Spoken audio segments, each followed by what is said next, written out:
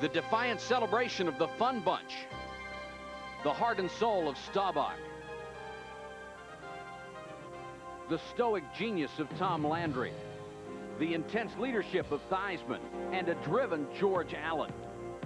I deliberately started the rivalry. I felt that the Redskins had been in last place. They had one winning season in 15 years. They hadn't been to the playoffs in 26 years. And we had to beat Dallas. Just remember this. 40 men together can't lose. Okay. They didn't. Charlie Taylor's touchdown gave Allen and his Skins an NFC championship. On this Thanksgiving Day, an unforgettable chapter in NFL history was authored by an obscure rookie quarterback named Clint Longley.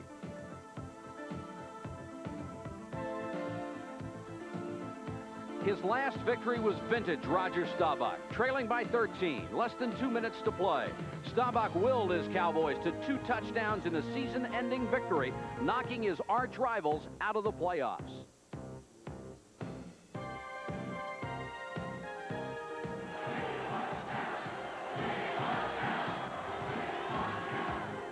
The fans' request was honored, and the Redskins destroyed the Cowboys and went on to capture a world championship.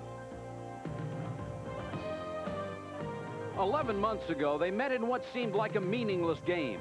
But in a short period of time, the sporting world would realize the significance of a Dallas triumph. It was the Cowboys' last victory and the final win of Tom Landry's 29-season career. Jerry Jones has vowed to rebuild one of sports' most glamorous franchises. The task falls to head coach Jimmy Johnson, whose search for that elusive first victory continues tonight. Might be his 9th loss in 9 weeks. At Miami, it took him 5 years to lose 9 games. One of the NFL's major success stories is on the opposite sideline. Joe Gibbs has won 3 NFC championships, 2 Super Bowls in his first 8 seasons. The Redskins will receive the opening kick, and Roger Ruzek tees it up at the 35-yard line. If you have never been to a Cowboy-Redskin game, no matter what their records, if you like pro football, it is an experience you should not miss. Joe Howard deep to receive the kick. Ricky Sanders back with him. Sanders takes it at the 11. Across the 20 to the 21-yard line. Doug Williams will come out to see his first action of the season 10 weeks after back surgery and after only 2 days of practice with the team. He has an explosive offensive talent around him. Gerald Riggs is back after missing last week with a bad arch. Riggs is second in the conference in rushing. The line is missing 2 injured starters, both All-Pros. Another All-Pro, Mark May, is playing with a broken wrist.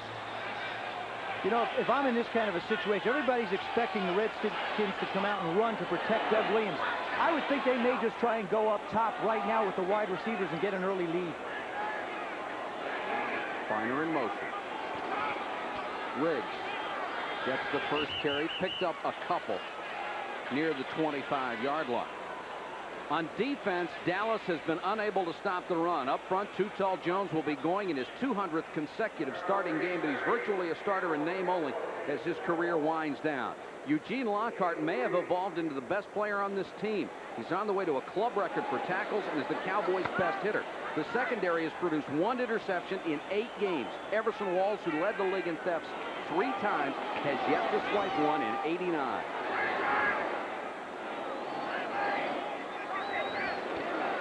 Williams with his first toss.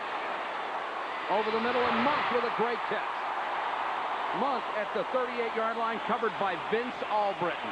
You don't know how important this is for Doug Williams to get a completion. First of all, it was not a well-thrown ball. It was high.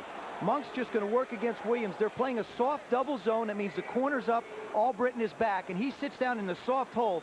But look at how high he gets up in the air to make the catch. That's what you need. You need the receivers to help you out if you're a quarterback coming back. And you can see how excited Doug is. When we talked to him earlier in the week, he was just like a kid who'd gotten a new toy.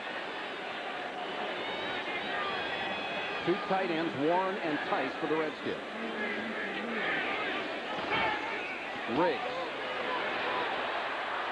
Riggs has missed 2 games and part of another with injuries this year. He is still second in the NFC in rushing, and a lot of people feel he would be the #1 rusher in pro football right now if he'd been healthy. Oh, I agree with you, Mike. I mean, here's a guy who's got 658 yards coming in. As you can see, it's second in the NFC, and he's missed so many games.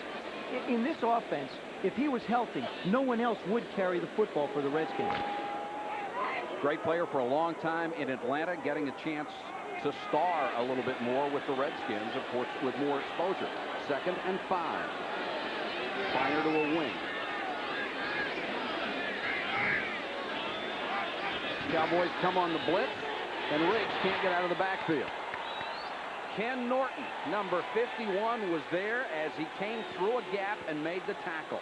Well, this is the thing that the Cowboys necessarily don't want to do. They did it in the first game against the Redskins. They blitzed a fair amount. They got hurt bad. They're going to try and play the soft zone, pick their spots to come after Williams and put pressure on. They cannot stop the Redskin running game with just lining up with 4 down linemen and 4 linebackers and play it soft. If they're going to shut the runs down, they're going to have to blitz. Ball spotted at the 38. It's 3rd and 9. Washington on its opening possession.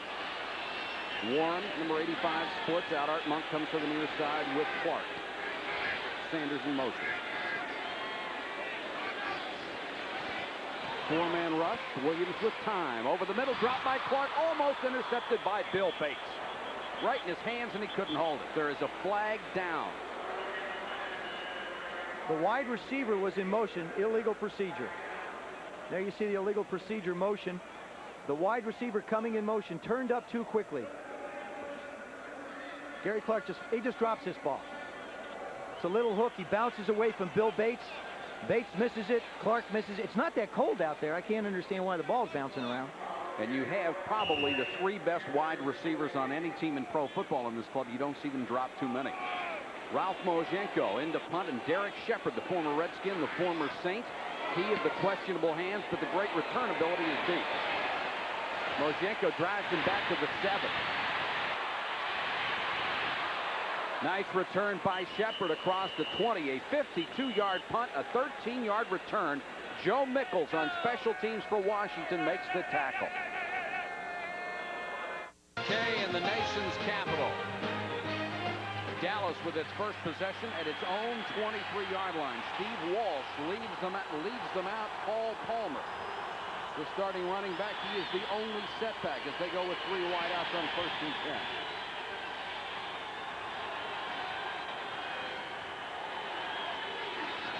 Walsh to throw on 1st down. Big rush over the middle, and Kelvin Martin couldn't hold the pass at the 27-yard line.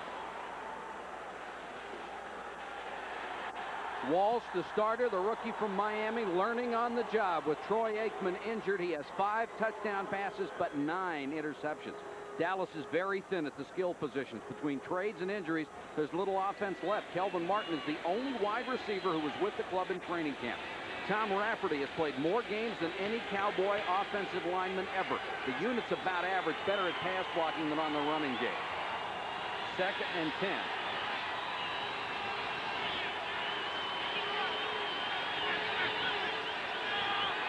Walsh changing the play. Paul Palmer with his first carry, and Wilbur Marshall has an ankle. Maybe a yard. That Redskin defense has been soft this year, but Charles Mann is still playing at a level that sent him to 2 straight Pro Bowls. Wilbur Marshall, who made that tackle, has become more of a factor in his 2nd year, but his impact still far less than it was with Chicago. The secondary is vulnerable, especially with Darrell Green's injury. Alvin Walton, the club's leading tackler, is far better at run support than coverage. And now with Barry Wilburn out of there on the unable to perform list for personal reasons, you have A.J. Johnson, the rookie, starting at corner.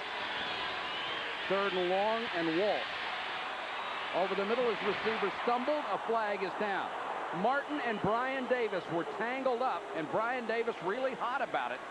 but Martin obviously lost his balance. Well, what Brian Davis is saying is that ball is uncatchable. I don't know how you can determine uncatchableness. Illegal contact, number 34 on the defense. 5-yard penalty, automatic first down. So you cannot determine an uncatchable ball if the receiver is tied up with somebody. I mean, how far is he going to run down the field? You see the left side of your screen come in, the lower left side?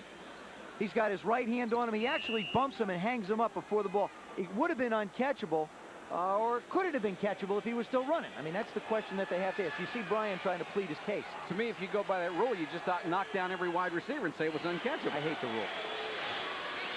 Dallas with its first down. Johnston, the fullback. Talk about an underused position. Darrell Johnston has gained 9 yards this year. Broderick Sargent has gained 11. And Wydell is into it a little bit. You know, you can talk about the fact that the Cowboys and the Giants and the Redskins have started a rivalry now, Eagles, and that the Cowboys aren't playing well, that this rivalry doesn't have the same intensity. That is not true. This rivalry will never go away. This is something that was created by George Allen and will live on forever. Well, if you hate somebody, it tends to last a while. You know, it's just, you don't go to sleep one morning and say, okay, I like him. And there's a guy who's going to have to learn how to live with it, Jimmy Johnson. This year he's learning to live with a lot like 0-8. 2nd and 9 for Dallas. Walsh to throw. Man, got him.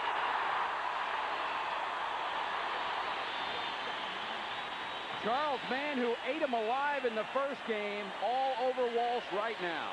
Charles Mann has such a quick first step. This is where he gets it done on Dave Waddell. What? It's the first step out of the box. Waddell doesn't stand a chance. He barely gets a right shoulder on him and a right forearm.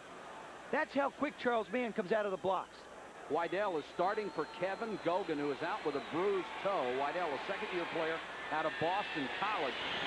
No fun to come in off the bench and face Charles Mann. He is a great player. 3rd and 13. Walsh to the shotgun. Blitz. He read it beautifully. Goes to Martin. He couldn't hold it. That was a mistake by Alvin Walton. He went for the ball and missed it. And Kelvin Martin couldn't hold the pass. Great read by Walsh, though. Well, Walsh does a good job. Actually, they baited him into this. You see Todd Bowles come up the middle. They bait Walsh into throwing this, knowing Alvin Walton is hanging. But Kelvin Martin almost turns a near impossible play into a big one. Now, they've put 2 balls on the ground for Walsh. They've got to catch a tough play for him to make him feel better. Mike Saxon, 4th in the conference in punting, will kick to Joe Howard, waiting at his own 30. Low line drive. Howard steps up to the 33. Got it back near the 40-yard line. Not a good kick by Saxon. 41 yards, a return of 7, but there's a flag down and more pushing and shoving.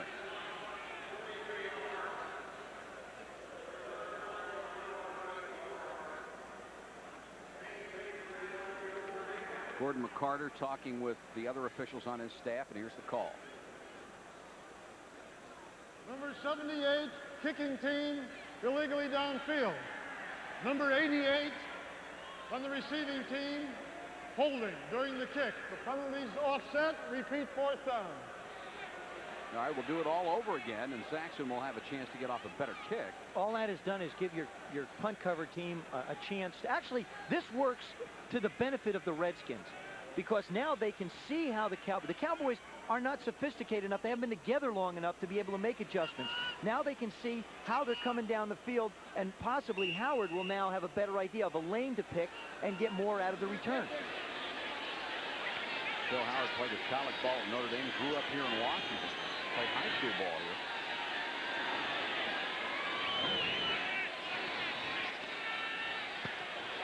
Saxon gets a much better kick this time. Howard all the way back to his 21-yard line. Good block by Brian Davis, and he took it back over the 25. So the Cowboys benefit. 1-8, the draw is just fine. Well, you know why? Because they're trying to run the football. And this is not the this is not the strength of the football teams. The Redskins have got 3 best receivers on the field at one time in the league. They're going to have to start throwing if they're going to win. The Cowboys cannot run the football, so they're going to have to throw if they stand a chance to win. Cowboys haven't been able to stop the run, though. Last in the league in rushing defense, as well as scoring defense. Play action to Bynum. Williams floats it down the middle. He had Sanders out there by a half a step past Horton, but he overthrew it. There's Mark Rippon, who has been replaced by Doug Williams, and Joe Gibbs said very candidly, listen, Mark was not the only reason we did not win last week against the Raiders. But I have to tell you something. When you look at that graphic and know that you've been sacked 12 times, you've fumbled 11 and lost 7 of them, that would set a coach to start thinking about doing something different.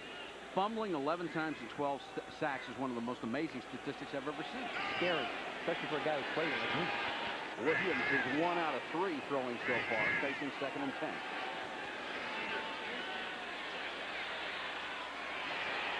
Gary Clark wide open across the 40 against that soft Dallas zone defense. Of course, that's about all Dallas can play. The one thing that Jimmy Johnson saw when he came here was a woeful lack of team speed. They just can't run. And you can't replace it on the run. A lot of the players that are starting for them defensively and offensively weren't even training camp. There's a nice move by Gary Clark. He looks back like he's going to go to sleep a little bit. Williams falls down, can't keep his feet, and Clark separates and gets about 5 yards difference, makes an easy catch. First down Redskins at the 43. Clark at 5'9". Very dangerous after he catches the ball. Redskins all 3 wide receivers in there now. Near side to Monk, the veteran of the group, across midfield into Dallas territory. Art Monk, number 7 all-time in the NFL. That is 617 catches in his career. He is set to pass Ozzie Newsome and Raymond Berry, the next 2 guys up the line. And when you think of those names, of course, Ozzie's still playing in Cleveland, Raymond Berry, the coach in New England, and Raymond Berry was, I think, the standard of what a wide receiver was in greatness in the National Football League. Art Monk has proven time and time again that he is in a class by himself in this league. Riggs and Biner in together on 2nd and 2. Riggs over Jeffcoat, then brought down by Willie Broughton as he got to the 49, maybe the 48-yard line. This is not the same Gerald Riggs that the Redskin fans or any of the nation has seen in the early games. Gerald Riggs is nursing a sore arch. I talked to Joe Gibbs before the game. I said, how is he? He said, he's fine. I don't buy it. He looked very ginger and very tentative on that run. That is not a Gerald Riggs. You know, sometimes it takes a little while to get enough steam up in the furnace, too, but he doesn't look like he's real comfortable yet on that foot. Redskins on 3rd and 1, as you see, dead last in this league at converting. Joe Gibbs said people have lined up with a lot of defensive linemen to stop that short play. They'll make it this time. Riggs with a little more authority across the Dallas 45 to the 44. And this is the one thing the Cowboys have not been able to do this year. They're giving up nearly 161 yards on the ground every game. Well, you know, the other thing, too, is the Redskins that time did not line up in a conventional short yardage situation. They've got Biner and Riggs in, but they've got the 2 wide receivers split in, and they let the line go man-on-man with the Cowboys. Now, the Cowboys can't put their short yardage people in, so they figure if we're not good at it, let's go with our regular offense, and it worked for them. Good twist.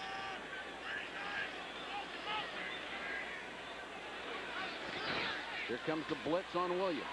Has time to unload. The throws low and behind Gary Sanders. And Williams was interesting when you asked him earlier this week about won't it be good to get in that first hit, and what was his response? He said, no, it'd be good to get up. That's right. And he did.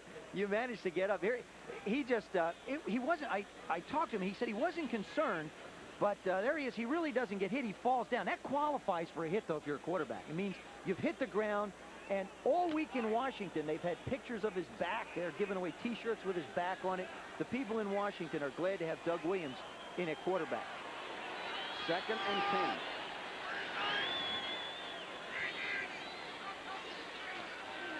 10. Conventional rush. Jeffcoat with some pressure.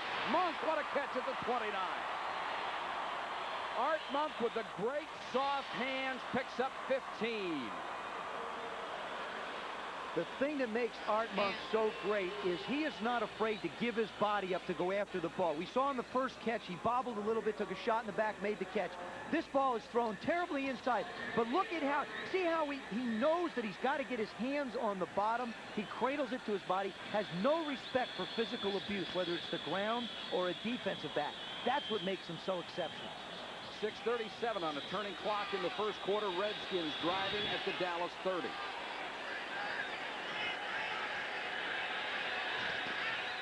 Riggs.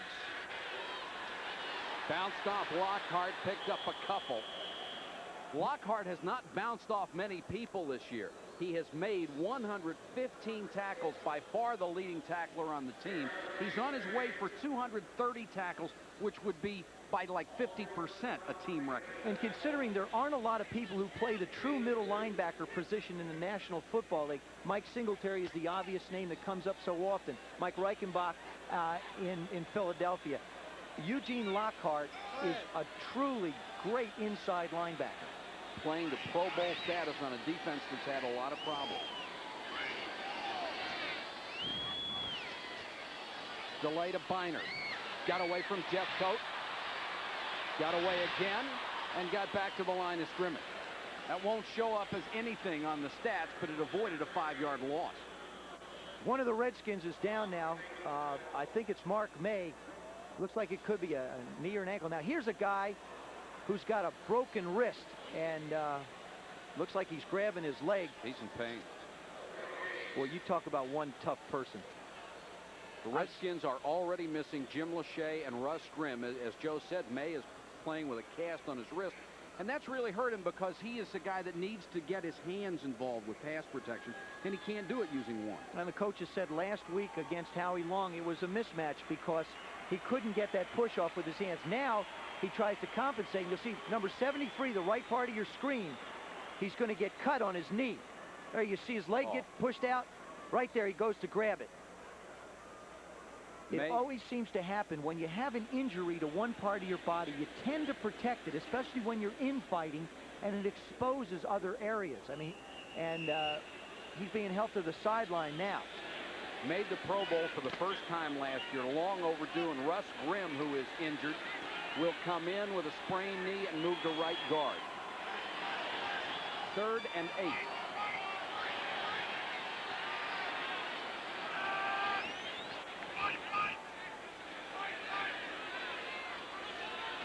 Comes the blitz.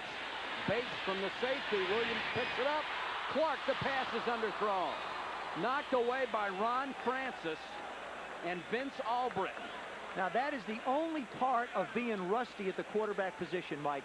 Doug Williams should have let that ball go sooner. He has not seen the defenses enough to get his timing. They pick up the blitz. There you see Albrecht go over and cover Larry Clark. Now, he should have let it go an instant sooner and, of course, a little bit further. But he hasn't had a chance to work with Gary Clark to get the true speed of game speed. It's different from practice. Chip Lohmiller having a brilliant season. He's made his last 6. He will attempt one from 45 yards, and he pulled it left. Lohmiller had made 16 out of 18. So the Redskins come up empty. The snap didn't help, and it's 0-0 first quarter. We have had some great college football games this year, too, and the schedule is just chock full of goodies for the rest of the season. We got to that Alabama-LSU game. LSU's had a lot of trouble, but it's a good ball club. Dallas takes over at its own 27, scoreless first quarter. Walsh with time and completes it to his tight end, Steve Folsom. The Cowboys need to do something with their offense. All last week against the Phoenix Cardinals, their defense played very, very well. Their offense dropped 7 passes. Walsh made a couple of bad decisions. Aikman, of course, wasn't available, but he could play in a tough situation. But I would think that Jimmy Johnson just does not want this man on the field tonight. But it's up to Walsh to make something happen for this offense, especially the good job that their defense has just done. I think the point you made earlier about this being the Miami Hurricane offense and Walsh being familiar with it is exactly why he's in there. Paul Palmer. Boy, took a shot from Greg Minuski. This guy's got to be scary going up against the Redskins, because by losing Darrell Green, see, Darrell Green's a catch-all in the secondary. If you got a quick back who breaks through the line of scrimmage, he could catch anybody from anywhere. The Redskins don't have that breakaway speed. Brian Davis is spread out, but he doesn't have the speed of a Darrell Green. So Paul Palmer being in the Cowboy lineup, Darrell Green being out of it, complements the Redskins' defensive problems, or complicates them. Doesn't complement them. Palmer picked up from Detroit in exchange for a 10th-round draft choice. 2nd and 7. Walsh hangs in the pocket, completes it to Martin. Got away from A.J. Johnson. Walton came up to make the hit, and then Govea and Coleman were also in there. Kelvin Martin is the veteran wide receiver. He's been in pro ball for 3 years. That's it. He's the only one who was in training camp with this ball club. Well, when you look at the numbers of catches that the receivers have, he's got 29. Bernard Ford has 1. Dixon has 6. And Shepard has 7. I mean, you know, you'd think this was the first week, not the 9th week. Exactly. Of course, they lost Michael Irvin. It is a first down. Their exceptional wide receiver, another University of Miami product. He was hurt. Went on injured reserve with a knee injury a couple of weeks ago. You know, the Redskins can't sit back and let the Cowboys get momentum. You get a young team with a lot of young guys who are fired up. They got to get their own fire lit. The Redskins cannot have Dallas score and then all of a sudden decide that they want to play. When is the last time you heard RFK this quiet? Not in a long time. These people are not happy.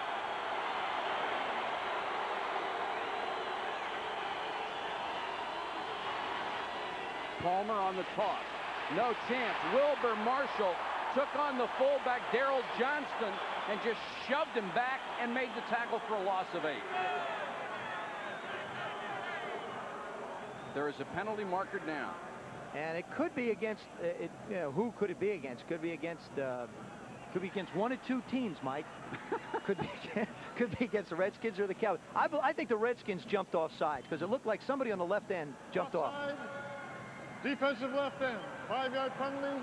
First down. That's what I thought. Now they're going to try and blitz the outside linebacker 50 call right here in the lower part right of your screen. You see him try and get a rolling start? He's across the line. Now it's like the Redskins. They do something great and then they stick a pin in the balloon that blew up.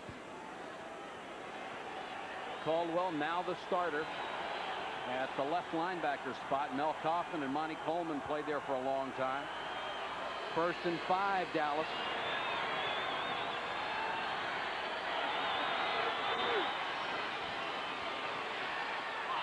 Walsh deep near sideline, incomplete. A.J. Johnson was running down there with James Dixon.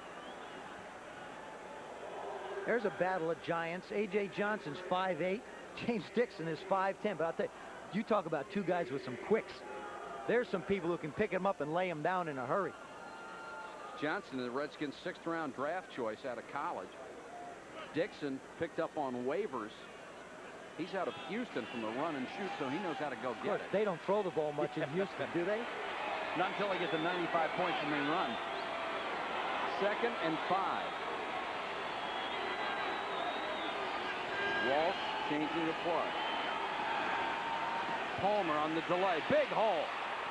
Caldwell got him, but not before he reached the Redskins 36. It's another Dallas first down. Well, the Redskins are not going to change their style of defense. They are going to commit people to go after the quarterback because they feel like the Cowboys have to throw. Charles Mann now is right in front of Minuski at 71. They do an excellent job coming down and blocking him from the right side. Do not allow him to get penetration, and Palmer shoots through. Mann moving around a la Reggie White. He still seems to be so much more effective at the outside end. Palmer on the delay. Paul Palmer to the Redskins 16-yard line. And this is a team that is dead last in the NFL in rushing. They rush for an average of 64 yards a game. They may be closing in on 64 already. And the Redskins are ranked 5th against the rush. So, I mean, we're seeing something different. Everything is quick. What the Cowboys are doing is they are hoping and betting that the Redskins will try and rush the quarterback and just hit the creases. Palmer has already rushed for 30 yards on 4 carries. 1st and 10, Dallas. Palmer again. Minuski got him that time. A loss of a couple. Minuski is in there with that Fu Manchu. Boy, he looks like a middle linebacker, doesn't he? Oh, if he ever takes his helmet off, he's got his hair shaved in something that resembles a mohawk. I mean, this, you know, University of M. And that M is like Mars. There's another candidate from the University of Mars. He loves to play. I mean, he plays the right position. He's a middle linebacker, and he loves to just run and hit people. Playing for the injured Neil Olkowitz, another guy great against the run for many years. 2nd and 11.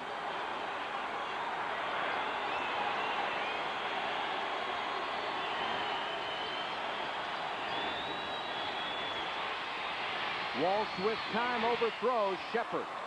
Bowles on the coverage. When you watch Walsh, excuse me, Joe. No, go ahead. I was going to say, when you watch Walsh, especially when he's changed plays at the line of scrimmage, I thought that was his strength in college. I never saw a college quarterback as good as Steve Walsh was at audibilizing at the line of scrimmage. But you can forget everything from It's college. different, isn't it? Absolutely different. What you think you see in the National Football League is probably totally different than what you're going to get. But what's impressed me about him is he's not trying to force the ball down here and make a mistake. They're within field goal range and he wants to protect the 3. That's good thinking. Marcus Cook and Fred Stokes into the Redskins pass rush. 3rd and 11. Walsh overthrows Palmer. Wilbur Marshall was with him stride for stride. Walsh now 2 out of 7 for 22 yards. A couple of them been dropped, not necessarily his fault. Really, it's the inability of the Cowboy receivers to hang on to the ball in the last couple of games that has made their offense so ineffective. Roger Ruzek comes in to try the field goal. He has the worst percentage of any kicker so far in the league, only 37.5.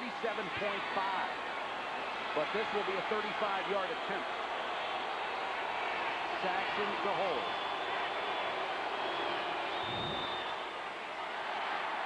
He missed it. Ruzek, 3 out of 9. And the Cowboys, like the Redskins, come up empty. Ruzek, both have missed field goals. It could be 3-3. And it's got to hurt more for Ruzek and the Cowboys. They have not had that many scoring opportunities. To be 3 out of 9, he's putting his job in jeopardy here. Well, the other thing is, too, is you got to look where he's missed them from. I mean, he's 1 for 1 from 0 to 19. And if he gets over 40 yards, it's like he can't hit the broadside of a barn. Jamie Morris is into the Redskin backfield along with Feiner. Morris is 22. He'll get his carry. Solomon is in on the stop as he gets out to the 22-yard line. And that's the end of the first quarter. A rapid first quarter at RFK in Washington, D.C. Dallas and Washington are scoreless. Tried to create some controversy in himself. He would get Darren Talbert to tell Roger that, you know, say things to Roger that would get him upset, and that's how that came about. It took Roger a little while to realize that was all show. There was bitterness, and I didn't like them, they didn't like me. If I was on their team, I would have loved those guys because they played, Darren and the rest of them played to win. He's right. Yes, he is. There's no love lost, believe me. 2nd and 7 for the Redskins.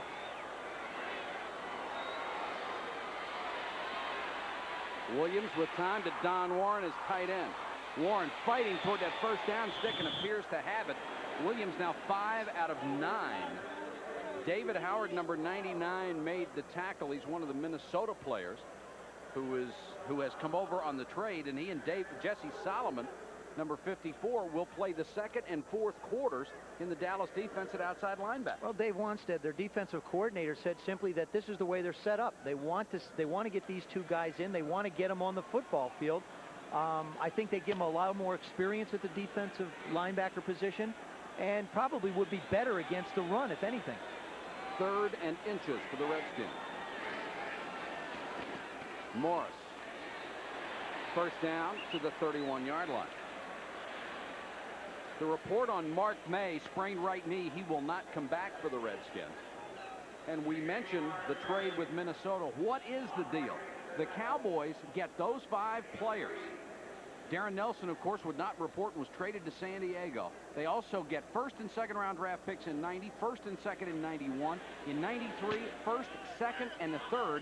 That's unless they work out some kind of a deal with the Vikings in order to keep those players and return some draft picks. Yeah, it would take us all night to figure that one out. So that's basically what the meat and potatoes of it is. Reverse to Art Monk. Solomon. Solomon and Jeffcoat do the outstanding job and will not let Art Monk turn the corner. He loses 8 yards. That's the difference in having a right linebacker who's a veteran, who's been around for 4 years, as opposed to a Kenny Norton who's only seen it twice. Right side of your screen, number 54.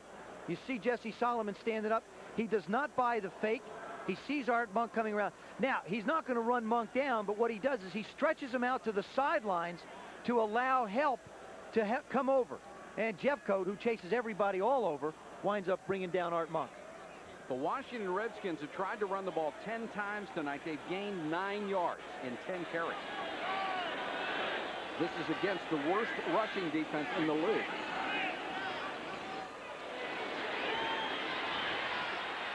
Williams to Sanders, driven out of bounds by Everson Walls at the 29-yard line. Everson Walls having to make a very big adjustment for himself. Here's one of the better cover one-on-one man guys in the league, as is Isaac Holt, who came in the trade from Minnesota. Now they're having to play in a defense that is 65 to 70% zone. These guys, they can't, their techniques are not designed to be zones. They don't bump the people well in zones. They're used to, particularly Everson, he likes to lay off and play cat and mouse with the quarterback and the wide receiver. So he is in a learning process as well. Tony Tolbert, number 92 on the Dallas defensive line. He replaces Too Tall Jones. His nickname is Too Small. He was a linebacker in college. 3rd and 13. Williams throws to Biner, behind him and right on top of him, Ron Francis, the third-year man out of Baylor. There is a flag down. It will be holding against the Redskins. Trying to protect Williams. Ed Simmons was doing his best not to let the pressure get to his quarterback. Well, Ed Simmons, you know, is Holding, up against Jim. 76 offense. Penalty decline. 4th down. Sorry, Gordon, didn't mean to talk over you. Ed Simmons, you'll see him here, number 76, is up against Jim Jeffcoat. Now, he's filling in for Jim Lachey. And you see him latch on with that left hand. He's just not going to let go. Now he's going to ride him down to the ground. But he started his career as a rookie against Reggie White. So from there, everything's downhill. Moshenko, an awful low line drive kick, picked up by Shepard. And Shepard paid the price for it. A 37-yard kick, about half of it in the air, a return of 1. Wayne Davis down on special teams made the tackle. 12 minutes, 18 seconds to go first half, still scoreless. Zone, 34-yard line, 1st and 10, scoreless game. Mike Patrick and Joe Theismann with you on ESPN. Glad you could join us tonight. At 0-0, advantage so far, Cowboys.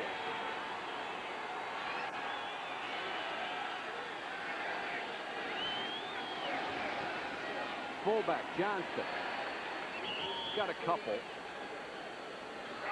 You know, Mike, watching this football game, right now, from an intensity level, you say advantage Cowboys, even though it's 0-0. Intensity level, I would say, is the Cowboys. The Redskins are sitting there, both offensively and defensively, waiting for somebody else to make some kind of a play.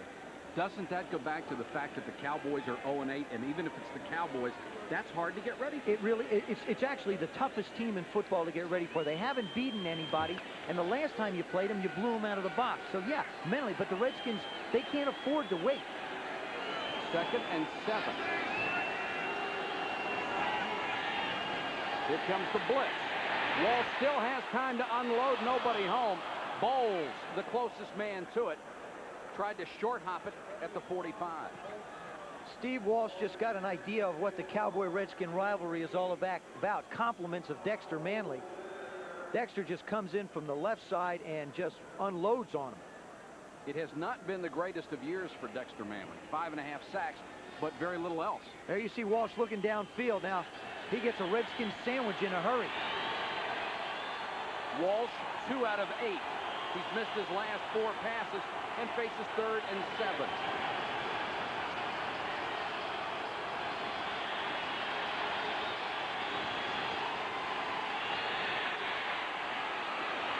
Complete to Folsom at midfield. A.J. Johnson made the tackle, but it's a 13-yard gain and a 1st down.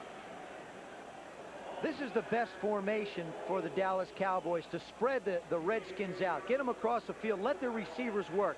This is an excellent catch. The throw is high and behind the receiver, but Folsom, now that helps a quarterback out. I don't care if you've played 1 year in the league or 21 years in the league. When you got guys making catches like that for you, you just feel like you can throw it anywhere and they're going to make you feel good.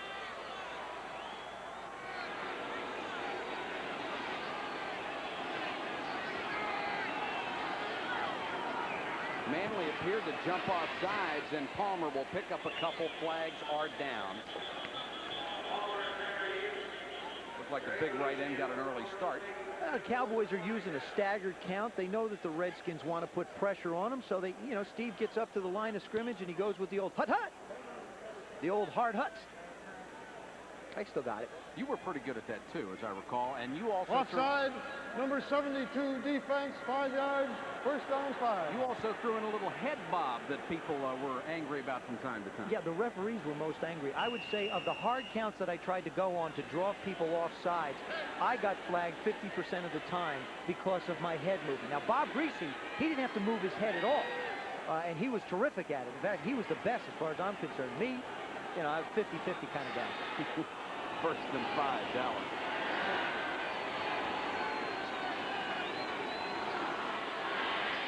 Caldwell on the blitz. Walsh throws it away.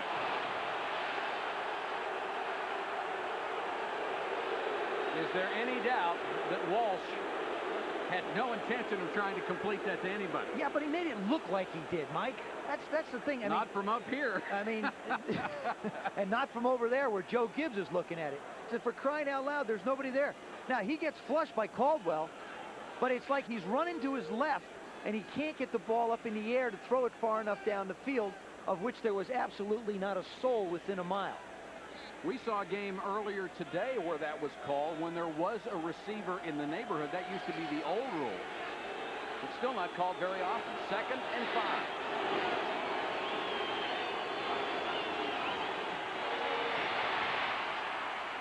Screen back to Johnston. Got a great block from Nate Newton. The kitchen unloaded. Well, Raven Caldwell had to go into the dining room and the living room if he wanted to get around the kitchen. Let me tell you that. There was no hope. And once you get into the kitchen, you can't get away from them. You'll see on this hit, watch this, to the left side of your screen, they run Paul Palmer to the right, and then they slide the fullback out to the left, Johnston. Now, watch left part of your screen. Look at this. Raven Caldwell, he's going to try and go around the kitchen, but now he's stuck at the sink, and he can't get away. That's a kitchen with an eat-in area. That is not one of the kitchens that fits in one of those mobile homes, let me tell you. 1st and 10 Cowboys. Redskins may have jumped again. And they'll give it to Broderick Sargent, number 39, who's in at fullback, and he'll get a couple. There are no flags down.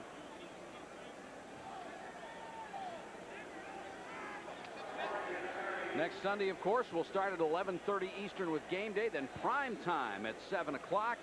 Chris, Tom, Pete, John Saunders will be along.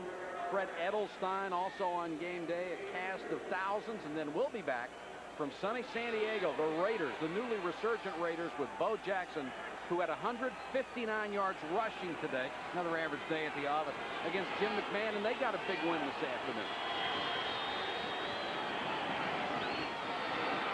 Another blitz, and Walsh can't get out of the way of this one. And Monty Coleman, who for years has been one of the best blitzing linebackers in this league, especially coming up the middle, gets the sack. He's healthy now. He had a hamstring problem. We saw in the graphic earlier on prime time, as well as early in this show, was the fact that this guy's had pulled muscle. He's got more muscles to pull than anybody. Yes, now he just comes flying in scot-free. And again, Paul Palmer, he doesn't know who to block. That was his responsibility, but in this new scheme and new system with the Cowboys, he's only been there 3 weeks, so he's not sure who to block. 3rd and 16. The Redskins fans trying to get into this one.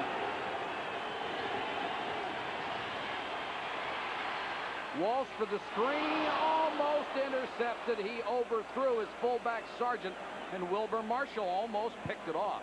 That is the 2nd straight poorly executed screen they tried to set up. Well, it is, and the thing is the problem with it is Steve Walsh, in a screen, you're supposed to be patient. You're supposed to take 5 steps, set up, relax, or take a step forward and draw the defense to you. I personally don't think that Steve Walsh wants that defense too close to him, so he unloaded it a little prematurely. Saxon to punt to Joe Howard, who waits at his 10 with 8:14 to go in the half.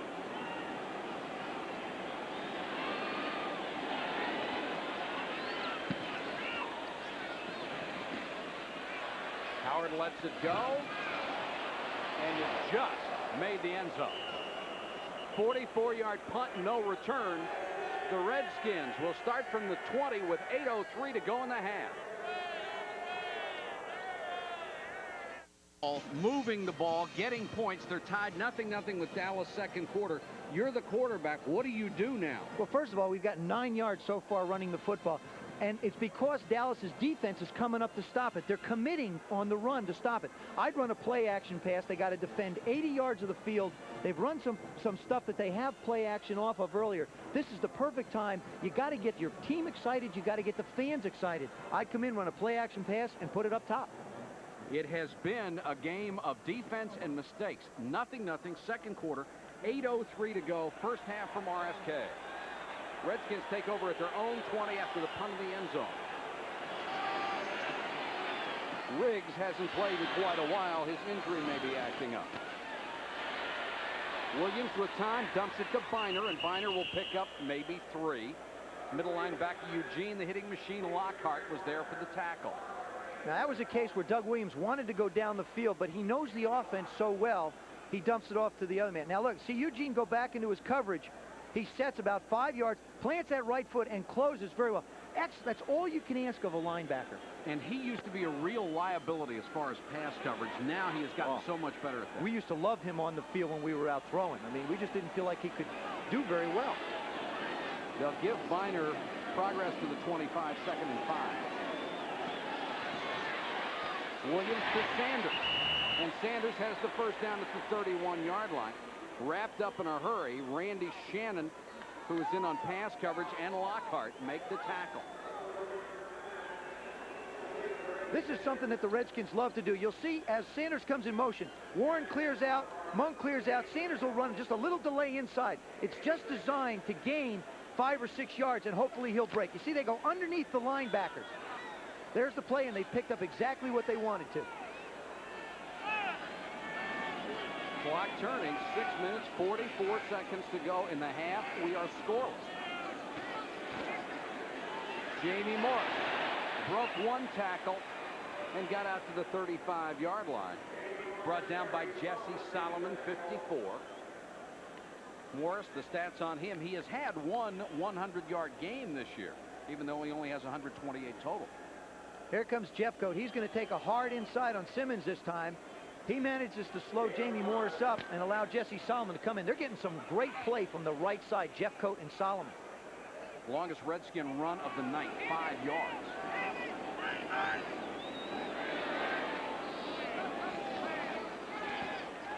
Four-man rush, Williams with time. Biner out of the backfield, very close to a first down. Again, Gene Lockhart made the tackle. You know what scares me about these passes that Doug's throwing is when you're throwing as hard as he throws. I mean, and maybe anybody else could do it, and I would feel more comfortable. As hard as Doug Williams throws the football, when you're throwing balls like that to your backs in the middle and drags to your wide receivers, one of those things gets tipped up. You can bet her $1 to a donut, it is not going to hit the ground. It's going to wind up in somebody in blue shirts' hands. And that's what scares me a little bit about throwing the ball in the middle so much. Redskins will face 3rd and inches. Think they can make this one? They've made them all so far. I know one guy who's not sure, and it's the guy with the headset on the sidelines, but that guy right there, he's not real certain. And, you know, one thing that I've seen the Redskins do more this year than any year is pass on 3rd and short. I mean, they just haven't been successful hammering it in, which has been a trademark. But maybe you take a shot at it. See, they don't come out in their short yardage formation again. They come out in what they call a regular formation. And 1 tight end, 2 backs. I think that's given them the running room to make the yardage. Morris bobbled the handoff, first down and more. And you may see the Redskins do this the rest of the year instead of going to that short yardage setup. They're too thin up front. Lachey is out. Now May's out. Grimm's on a bad leg. Jacoby's got a bad thumb. I mean, Bostic's the only guy who's been there and stayed there at center. So they don't have the confidence. You know, the Hogs are no longer Hogs. They're maybe piglets right now at this stage. They're not the full-blown Hogs that they used to be. And we were right on the speculation about Riggs. His sore left arch has been aggravated. He may return, they say. Try to give him some treatment in the second at halftime.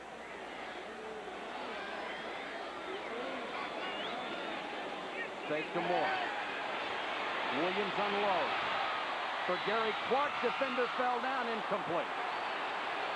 had double coverage. Horton was back there, and Horton wanted offensive interference. Robert Williams had the primary coverage, and then Ray Horton, the player that they picked up as a Plan B free agent from Cincinnati, made the play, and he has been a good acquisition. Ray Horton makes a great play on this. Watch the 22. You're going to see the play action fake. Monk's going to come across. He's going to run this way. Clark is going to go here. The object is to read him. He starts to go for Monk, and then he goes back to the middle to play the center field and stop Clark. Now watch. See how he sees Monk moving, then the ball's in the air too long. You see, everybody thinks you throw deep passes a long distance. No, you throw them not too far and let the receiver make and go get it. And Doug Williams did not like what he saw from his offense or the Dallas defense and takes a timeout with 4:43 to go first half. Still 0-0. Baseball coming next year. We are really thrilled about the prospect, and you will see a couple of 100 tons of Major League Baseball. If you're a baseball fan, don't go anywhere but where you want to be on ESPN, because we got them for you. I can't wait. 2nd and 10 Redskins at their own 46.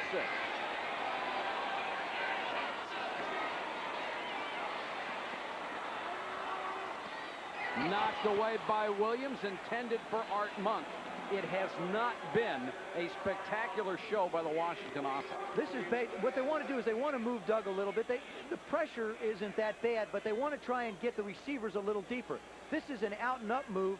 Now Monk is supposed to push the receiver up the field, or the defensive back up the field a little bit. Problem is Williams is playing so far off of him, you're not going to fool him. I mean, give a lot of credit to the defensive coaches of the Cowboys. 3rd and 10 Washington.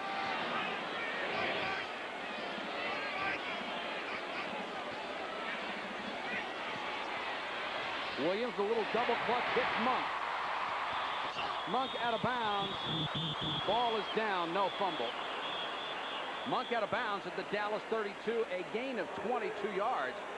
And he was wide open on that one. Well, that's what happens when you play a zone.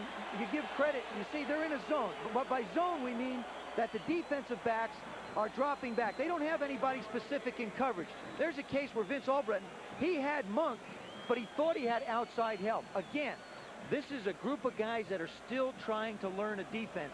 The Cowboys, in all truth, are still in training camp.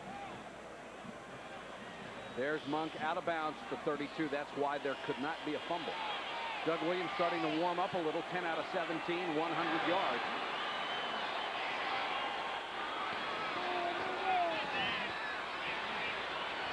Over the middle for Sanders, too high. Albritton was right with him, and Williams had some pressure that time.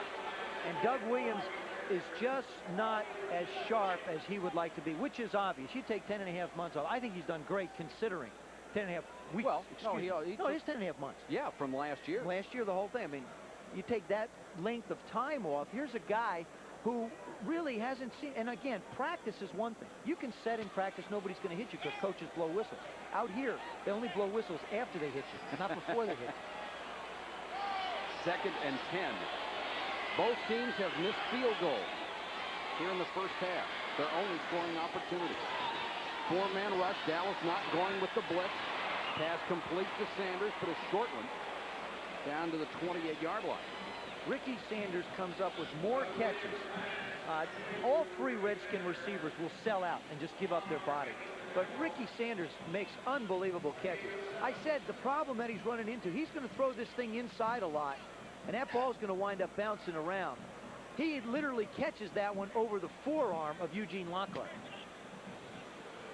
3rd and 3. The Redskins with the ball marked at the Dallas 25. 3:49 to go, first half. No score. Here comes the blitz. And it's intercepted. Albritton. It was intended for Art Monk, but came a lot closer to Albritton, and he got it. Credit Ray Horton. Albritton may have the football, but Ray Horton hits Doug Williams' arm as he lets it go. It's a safety blitz, and Doug hung in there like he always does, except he got his arm hit. Not his fault. Give a lot of credit to the Cowboy defense for making a great play. Watch this. Right side. You see Ray Horton, number 20. He comes right through the gap. Now, Bostic does a good job to try and pick him up, but right there, you see the arm get hit. Albritton makes the catch. Dallas takes over just inside its own 20. Palmer on the delay. May have lost 5 yards. Wilbur Marshall, Raven Caldwell, Darrell Grant. The Cowboys are kidding themselves. They're not going to run the football, especially now. Backed up, when a team is backed up, the Redskins figure you don't have receivers fast enough to beat our cornerbacks and our safeties. I don't care who's on the field. You don't have the receivers to do it. We're coming after you. What the Cowboys should do is move Steve Walsh a little bit. Design something in this offense to get him out of 8 yards back. 2nd and 14. Govea, 54, inning linebacker. And they did exactly what you said. Little half roll, complete pass up to the 26 to Martin. Unbelievable, isn't it? I mean, the game is not complicated, really. People make it complicated. What happens on this one is by moving the quarterback, why it's so good, is that means that you only have to block half of the field, and you can send everybody that way. Wilbur Marshall, in this case, does not rush the passer, but he goes back into pass coverage. Good job by Kelvin Martin cradling the ball as he hits the ground. 3rd and 4, only 2:25 to go in the half. Flag is down.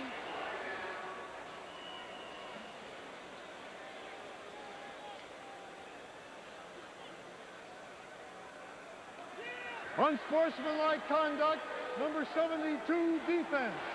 After a warning, he continued to ask for crowd noise after the team broke the huddle. First down. Dexter Manley was warned not to keep waving his arms so the crowd would get louder, and he did it anyway, so they call unsportsmanlike conduct. You know, sometimes you wonder, this is a team game, but one guy can hurt the entire team. He is hurting his football team by just totally ignoring what the officials are telling him. Dexter should play football with his hands on Cowboys, not in the air trying to incite the fans.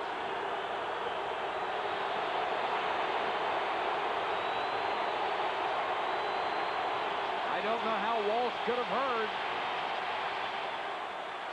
Little screen. Tight end out there by himself, had one blocker. Folsom makes the tackle, and that penalty gave Dallas a big first down to keep the drive alive. We have reached 1:58 to go first half. Dallas football in a scoreless game.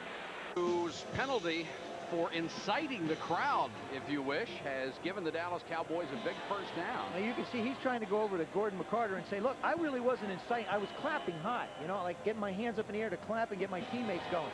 See, look, he's still trying to sneak it in. Look at Dex, don't you understand? They'll hit him with another 15. Look, now he's making believing that he's flexing his shoulders. 2nd and 2. Dallas at its own 49.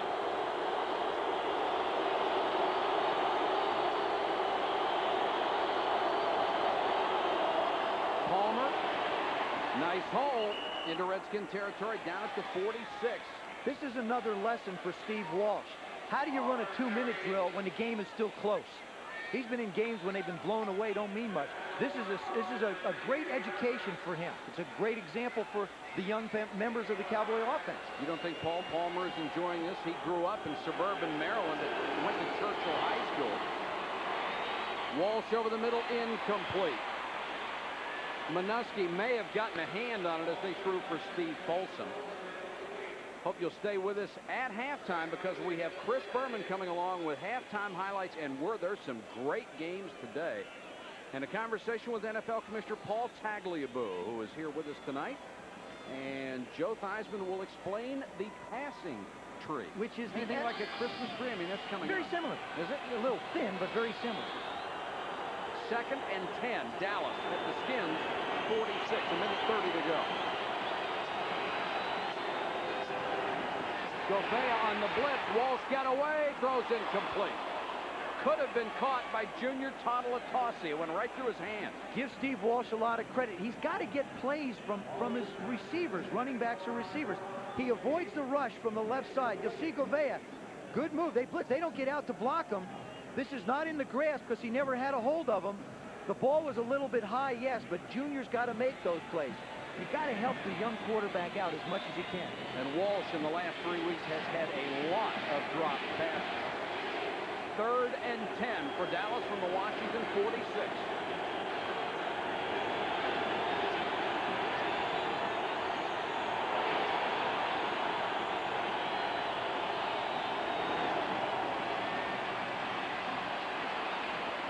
Walsh with time, tripped up, almost intercepted by Walton. A.J. Johnson, number 47, was the player who got a hand on it. He's filling in for Barry Wilburn, who is filling in for the injured Darrell Green. When you look at this, you're going to wonder who's supposed to run the pass route. A.J. Johnson playing real tough on the inside on James Dixon. Now, you see Dixon grab A.J. to stop him from getting inside. Oh, that's great coverage. There's another case where each team's not making the plays. That's what's hurting. 4th and 10, a minute 20 to go in the half, and Saxon will punt. Joe Howard waits at the 10. Booming kick by Saxon. This will easily reach the end zone. 46-yard punt, but the Redskins will get 20 of that back. And with 1:11 to go in the half, the Redskins will have one last shot at putting something on the board. Mike, I don't understand. I mean, Saxon, he's kicking from about his own 40, 45-yard line. The guy, I'll guarantee you, there isn't a punter in the National Football League that can't kick a ball 50 or 60 yards. Why do you aim it down the middle of the field? Even if you kick it out of bounds on the 15, it helps your football team. Why do you, and if not, kick the sucker so high that your guys can run under it? I mean, it seems like, you know, Mike, you know, I know it's 103 punts inside the 20 over the last 4 years, but didn't you do your darn bit of good tonight? Skins take over at the 20. 1:11 to go in a scoreless first half. Screen to Bynum. Got a good block from Grimm.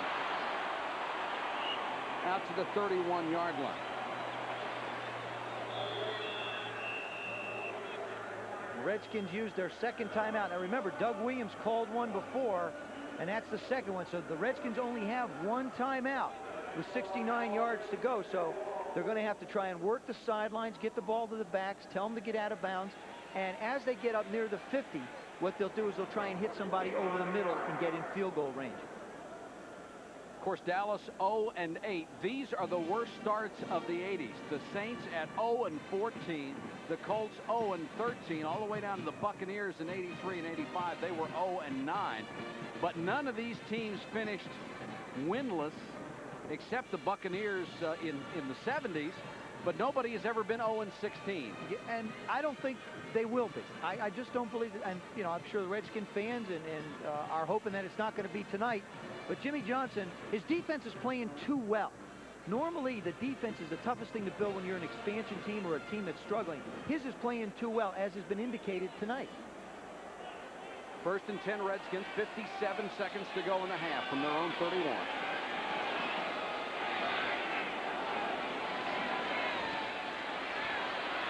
Williams dumps it to Bynum. Bill Bates drags him down, wouldn't let him get out of bounds at the 38. Clock runs.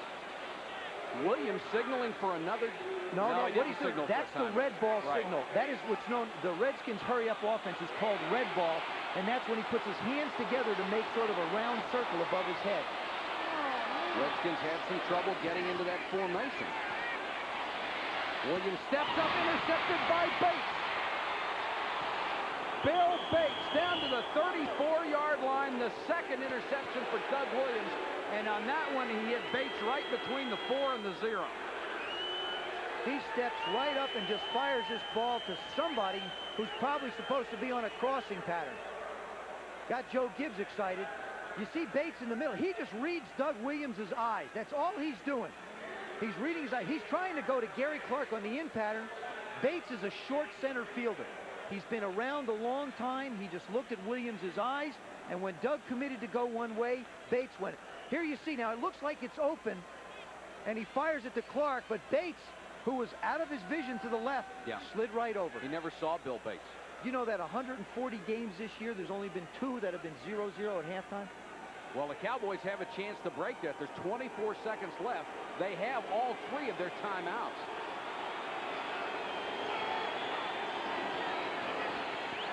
Blitz, and Walsh throws low and incomplete, intended for Shepard at the 27-yard line. I was talking to Bill Bates. There's Bill Bates. Bill Bates has got to be excited. I'm sure his wife and the triplets at home are excited. He says, the only time I really get to sleep now, Joe, is when we make road trips. He's got 5-month-old triplets, so obviously when he gets home, he's a little busy. So I'm sure the kids don't know, but someday they're going to know that Dad's going to enjoy this one.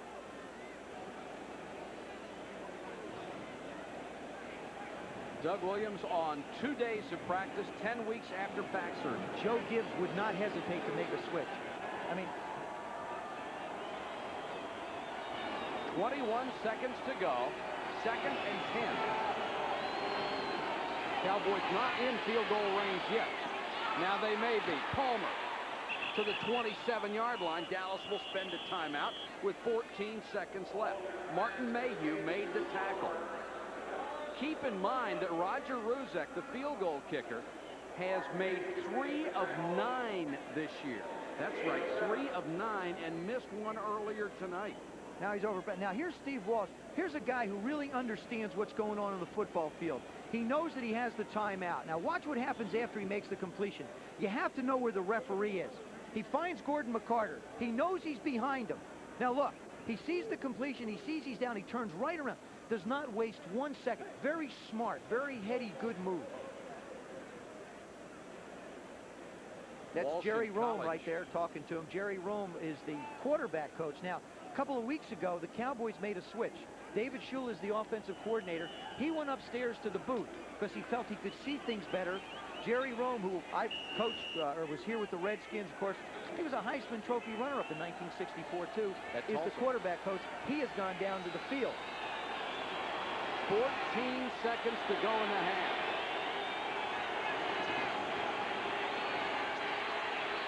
Walsh deep over the middle. There's the flag down. Martin has it at the 2. We will check the penalty. The flag thrown at the 20. Dallas, number 2. Dallas takes a timeout to stop the clock.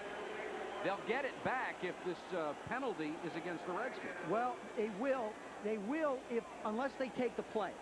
Exactly. If they take the play, then the timeout will go against them. If it's against the Redskins and they do not accept the penalty, see, on the penalty, the clock would stop. They decline the penalty, then they take the charge timeout.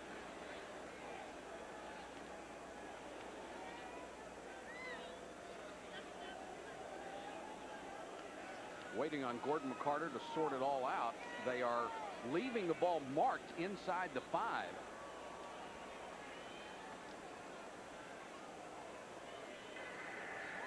Illegal hand called on number 34 defense.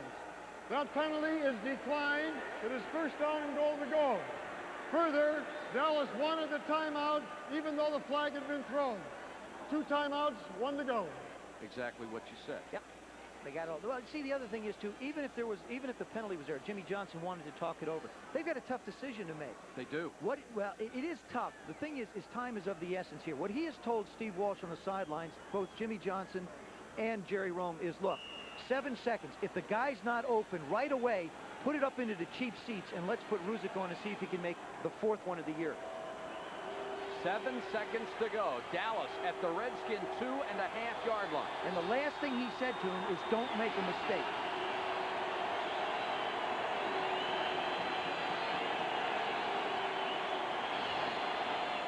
Walsh throws incomplete, intended for Martin. Brian Davis was there. Clock stops with 5 seconds to go.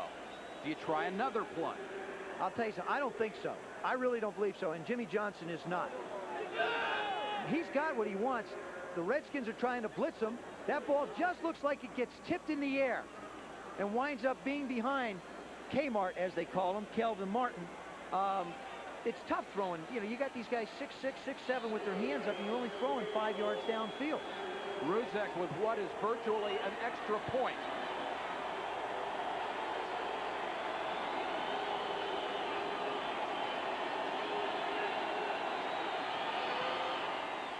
Wasn't going to miss that one.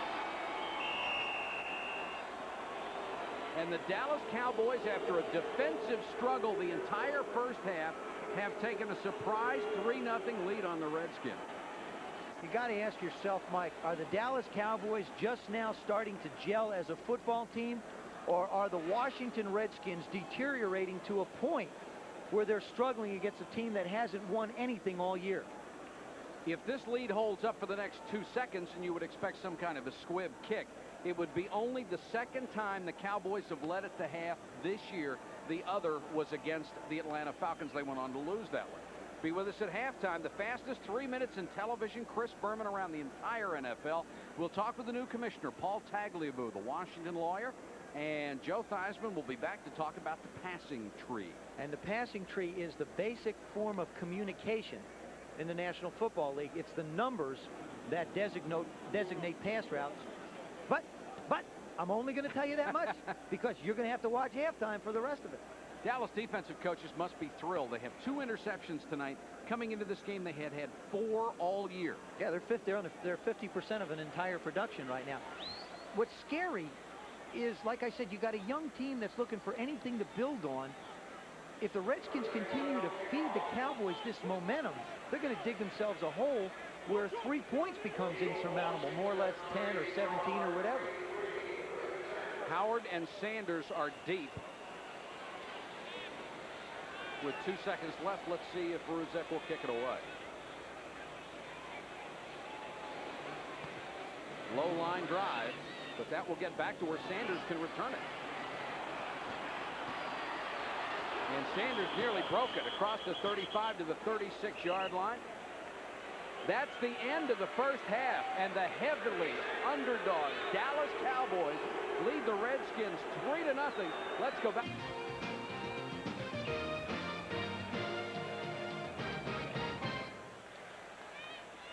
We're ready to start the third quarter at RFK. The Cowboys lead the Redskins 3-0. Washington will kick off to start the second half. James Dixon and Derek Shepard deep to receive. Dixon waits at the 3. Took a big hit as he crossed the 20, got it back to about the 22-yard line. Kurt Gavea down to make the tackle. Here are the stats. And they're ugly. Boy. This is an ugly stat report. Let me tell you, 8 of 21 completions, 13 of 23, 81 yards for the Cowboys, which is what you expect when you play a good defensive team. 126 for the Redskins. Rushing yards. The Cowboys are doing much better than I think they expected. The Redskins, again, are haunted by that last number on the right, the turnovers. They've absolutely killed them, and they can't run the football. This will be an interesting quarter for the Dallas offense. They have scored 7 points all year in the third quarter. Just 7. Walsh with all day to throw to Martin, complete at the 35-yard line. Bowles makes the tackle. Fred Stokes starts on the defensive line in the second half in place of Dexter Manley. Well, this is something. The Redskins hang their hat on trying to put pressure on the quarterback. Now here's Kmart, as he's called, going up against Brian Dent. Now this is against a zone. Remember, anybody that's followed the Redskins over the 80s, the Redskins do not play a lot of zone defense. They're much better man-to-man cover people. But with their third-string corner in there, A.J. Johnson, they may be forced to a lot more. Now, Richie Pettibone will not change his style of play. Palmer on the toss. Wilbur Marshall waiting, got a hand on him, and then gets a lot of help. You know why I say that, Mike? Why I say Richie will not change his philosophy? That's Richie Pettibone, the defensive coordinator of the Redskins. Because in a man-to-man coverage, you can commit your linebackers and your safeties to run support. That's really, it's not designed because you want to cover wide receivers with cornerbacks. The man-to-man coverage is designed to try and shut down the run. That means you get a linebacker. If a halfback has the ball, he goes and gets him. There's Richie Pettibone. Really been one of the guys that's been overlooked, I think, for a head coaching job in the National Football League. Yeah, he's done a great job through the 80s. 2nd and 9, Dallas. Johnston. Kurt Gavea was right there. Hit him at the line of scrimmage. Third-year player out of Brigham Young. 8th round pick. 8th round pick. Now here's Gavea right in the middle, number 54. He comes off. They try and double team Darrell Grant. What happened is Mark Tuinei, number 71 of the Cowboys, was supposed to block him, but when he got where Gavea was, he was gone already. Now 3rd and 9, and that's what the Cowboy fullbacks have done this year. virtually nothing. Of course, they don't get that many carries. Dexter Manley back in the lineup. Charles Mann jumped. Let's see if he was drawn off.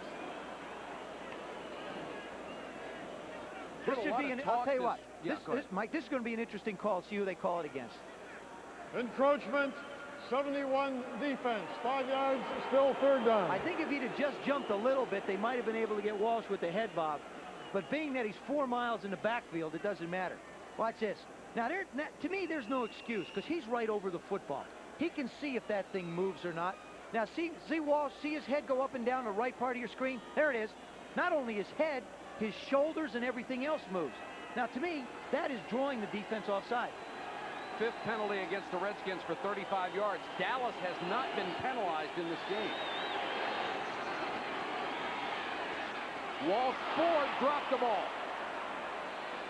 Bernard Ford out of Central Florida had it right in his hands, would have been easily a first down and couldn't hold it. You wouldn't think a guy who's only had 1 reception would let this stuff get away from him that easy. This has plagued Walsh all last week as well. He is gaining more and more confidence. Now, Bernard Ford, in my opinion, makes the cardinal mistake for a receiver. He lets the ball get to his body. Saxon to kick to Joe Howard. End over end. Howard signals fair catch. Nobody within 10 yards of him and makes it at the 24-yard line. A punt of 35 yards. No return. 12:48 to go, third quarter. Still Cowboys by 3. 4-yard line. Gerald Riggs still not back in the lineup. He was nursing a sore arch on his left foot. Started the game but didn't play much. And Jamie Morris is in at tailback. Doug Williams remains the quarterback. Morris. Gene Lockhart made the tackle. Mark May, another one of the Redskins all-pro offensive linemen, out with a sprained knee. He was already playing with a broken wrist. Jim Lachey nor Russ Grimm started tonight along that line. Getting a little thin. Yeah, they really are. They're running out of people up front. They activated Ray Brown, but he hasn't practiced all season with them. But he was a body that they brought in. They're hoping they don't have to use him. 2nd and 6 for Washington.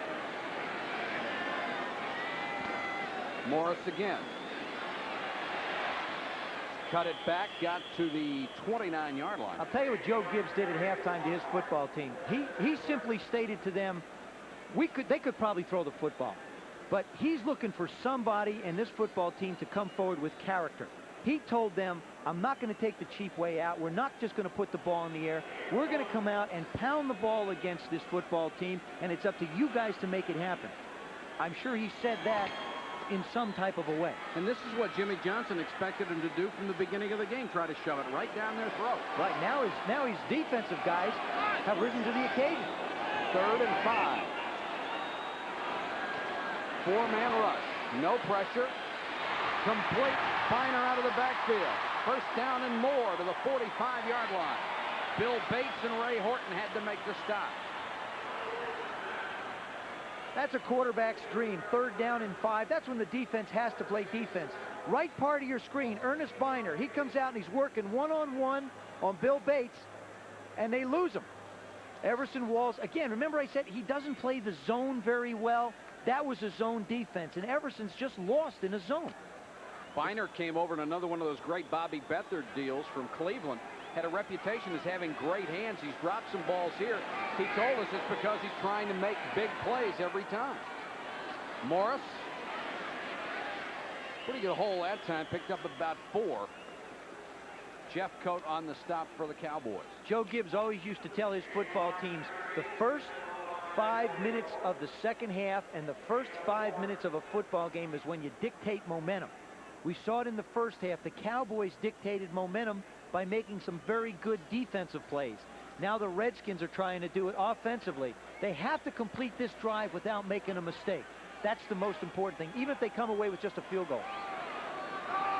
2nd and 6.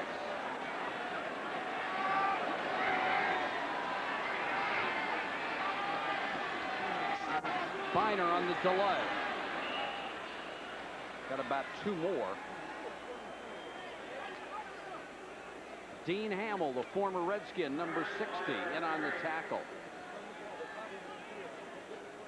Hamill has looked forward to these 2 Redskin games very, very much. He did not leave here under the best of circumstances. Difference of opinion with Joe Gibbs. Tasmanian Devil. Called him Taz. You remember watching Tasmanian Devil on TV? Sure. This guy plays the same way. All over the place. Wired for sound. 3rd and 5. You joined us late. Dallas leads 3-0. We're in the 3rd quarter.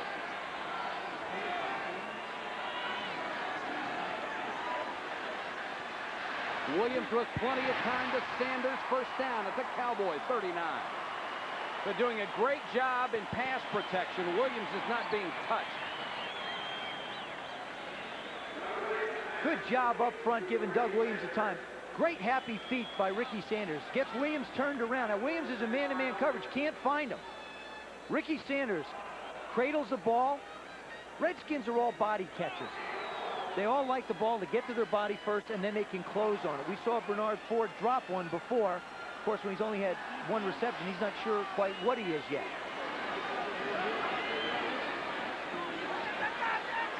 Williams bombs away for Sanders, overthrown, covered very well by Ray Horton.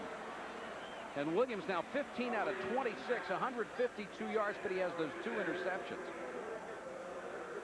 Cowboys willing to come with the gamble. That time they brought their linebackers and put a lot of pressure on their secondary people to cover those Redskin receivers one-on-one.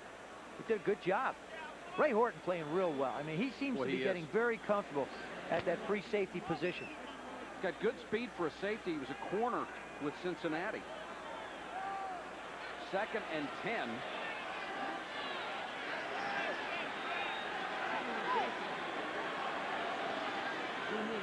Cowboys just will not blitz. They're coming with 4, and that's it. Art Monk lost the ball. Cowboys recover. Ron Francis out of Baylor made the recovery. He's number 38.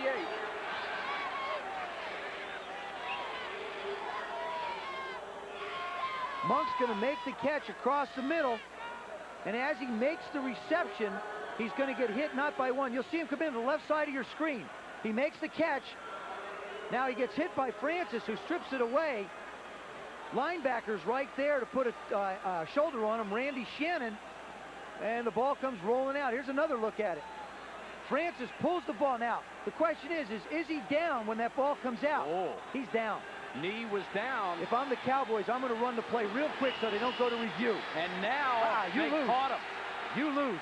They will review it. When the knee is down, and Jimmy Johnson very frustrated because he knew it too. Well, I'll tell you, what you got to do is just tell your quarterback to get up there and run a quick count play. What's going to happen is this is going to be reviewed, and it's going to be, if it's what our eyes tell us, this should be turned around. This is not a fumble. Watch his left knee. Watch his left knee. See, he still has possession. See his left knee? He still has possession of the football. That is a completion. Chuck Heberling is the replay official. And by the way, they don't listen to us. Let's qualify that. The officials in there are in their own little world. They don't know what's going on out here in our world. And it's just a decision they have to make. Remember, it has to be conclusive to be overturned, but that's about as conclusive as it gets. Yep. But you could see when the Redskins were leaving the field after they thought they had lost the ball, the frustration on the Washington sideline is growing by the minute. That's right. And like I said, they've got to complete that drive. Instant replay has played a very big part in some of those great football games today. Chicago, Green Bay, we saw the last play of the game. Very critical call was Mikowski over the line. Looks like they're heading for the telephones. When you got 2 officials heading for the telephones, that's when you make a decision. Shoot the officials up there. You know it's a major call. I'll tell you what, it's a major call when you got 2 officials, not 1. For communications purpose, it's necessary to use the field phone to contact the replay booth. Apparently they're having trouble with the communication, so they want to get it right and get on the phone. Well, they don't want to make a mistake, but here your eyes will tell you. There's his left knee, and he still has possession of the football. He's not bobbling it. It's not out into the air. Certainly from the angles we've seen, it's obvious that Monk's knee did hit the ground before he lost the football. The question is what angles are available to the replay booth? They're seeing at least those. Yep. And now we'll get the decision. And this is a huge decision, especially for the Washington Redskins. They've been totally frustrated on offense. Big defensive plays by the Cowboy defense. They've risen to the occasion time and time again. Don't know whether this one's going to go with them or against them. There it is. Wilbur Marshall heard the conversation. After review, it is ruled that the runner was down by contact. First down, Washington.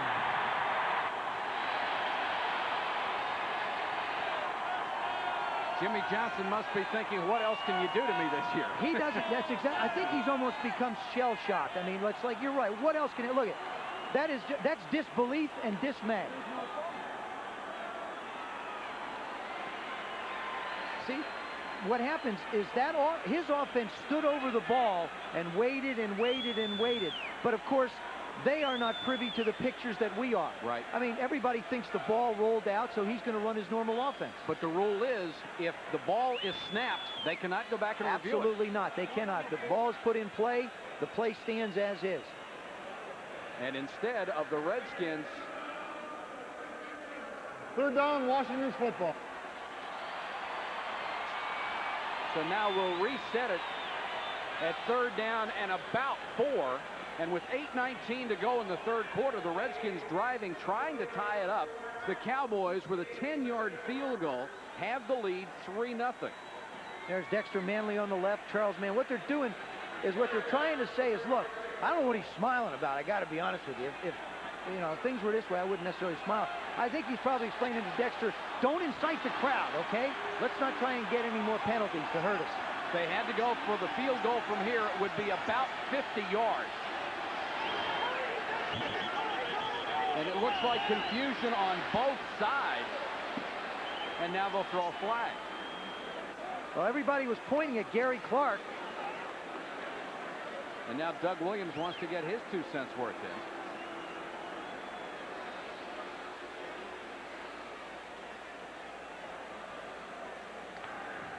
Encroachment, contact before the snap, number 84 offense. 5-yard penalty, still third down. Who's Gary Clark going to hit? I mean, he weighs 175 pounds. Watch, see the left side, see all the movement here. Now watch right there. You're going to see him, as the shifts start, you'll see him just move forward. Watch. See, when the Cowboys went to make their adjustment, Clark moved thinking it was a cadence. Now 3rd and 9, and the Redskins are out of field goal range, and here comes another stoppage. Holy cow.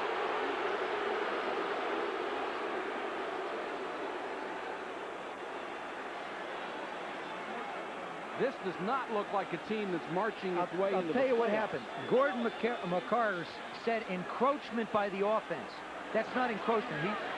What the official from the outside came in and said, you said encroachment. He thought that was a defensive penalty. He wanted to make sure it was an offensive penalty. That's what that conversation was about.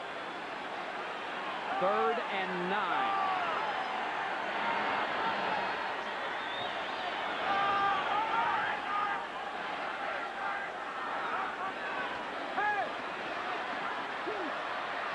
Williams over the middle, completes to Sanders. He's got the first down. A gain of 11. And how long can the Cowboys, Joe, allow Doug Williams to sit in the pocket and wait as long as he wants? Well, as long as they play the zone that we're talking about. Here you see everybody drop back into coverage. This is a gimme for Ricky Sanders. I mean, this is not hard football. The Dallas Cowboys are going to have to change. Once they get people in camp and they get more comfortable with their personnel, they're going to have to learn to play more man-to-man. You cannot play good defense in this league with the personnel that they have and play zone. Robert Williams was never closer than 10 yards till a ball was thrown. And there's the Redskins' first down efficiency stats compared to the rest of the league. Morris, big hole.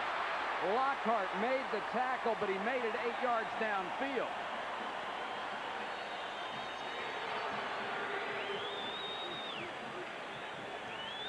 This is the counter trap, counter gap, counter tray. You call it what you want. It's a counter move, but Lockhart's not fooled. He's seen it a lot.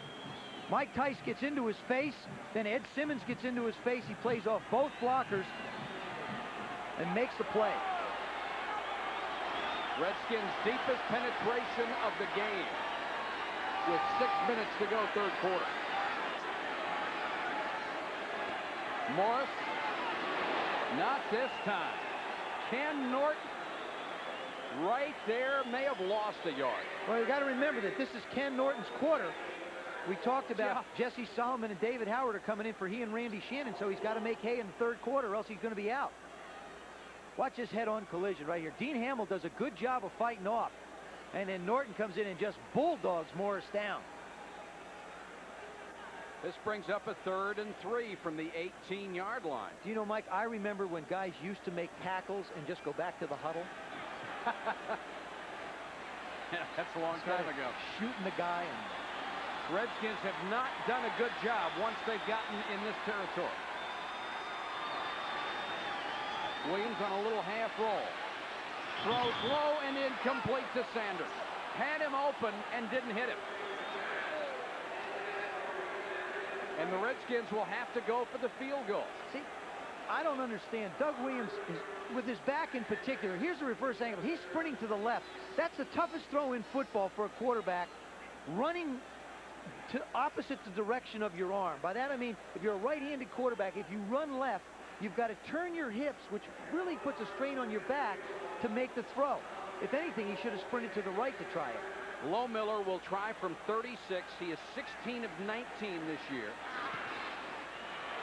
Didn't get all of it, but it was enough. The Redskins, with 4:58 to go in the third quarter, finally get on the board against the Dallas Cowboys, and we're tied at 3. In the third quarter, we have had 4 field goal attempts. 2 of them have been good, and we're tied at 3. Get a chance to see something you haven't seen very much tonight, a scoring drive. 13 plays, 58 yards, helped by that reversal of the instant replay. Chip Lohmiller knocks the field goal through. He's 17 of 20. Now, here's a guy who's been kicking very well. Dixon and Shepard. Dixon got some room. Dixon to the 40-yard line, brought down by Clarence Vaughn. A return of 38.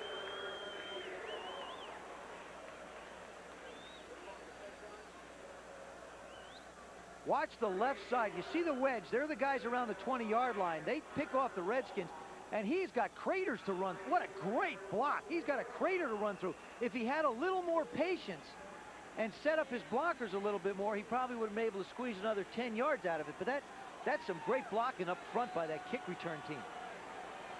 So the Cowboys take over at their 40. Walsh has Paul Palmer behind him.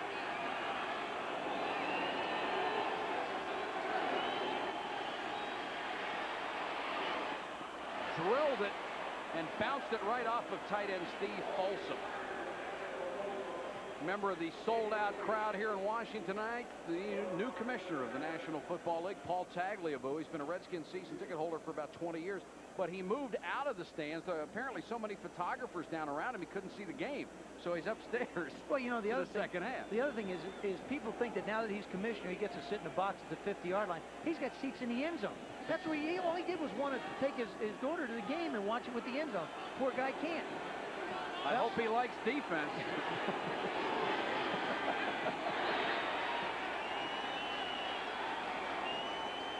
Reverse. Shepard. Brian Davis cut his legs out from under him at the 47-yard line. Dexter Manley was not fooled either. He was right there to force the play. These are usually the kind of plays you run if you get the defense flowing, chasing your running game. Watch the right side of the defense. Dexter, he sees it coming, plants his foot, manages to get outside. Now, Dexter Manley is very quick. Although he didn't make the tackle, he makes a very good play there by forcing Shepard back inside to the pursuit. If those get outside, they can go all the way. 3rd and 3 for Dallas.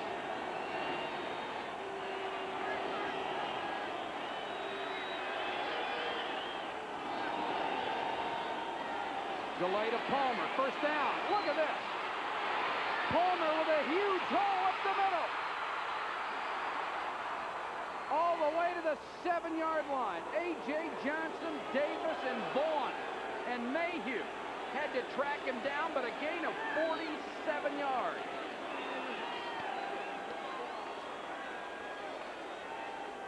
Watch what's going to happen here. The tackles are going to come outside. Here's the man responsible for him. He's going to get blocked in the wash. As Palmer goes up, there's nobody home. He's just going to take right off up the field.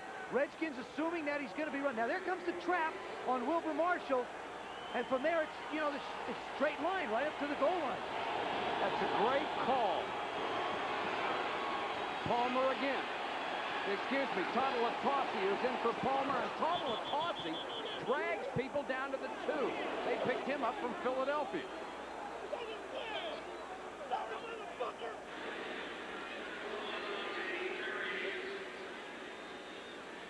Watch Wilbur Marshall coming in from the right side of your screen. This was the previous play. You see Mark 2-8?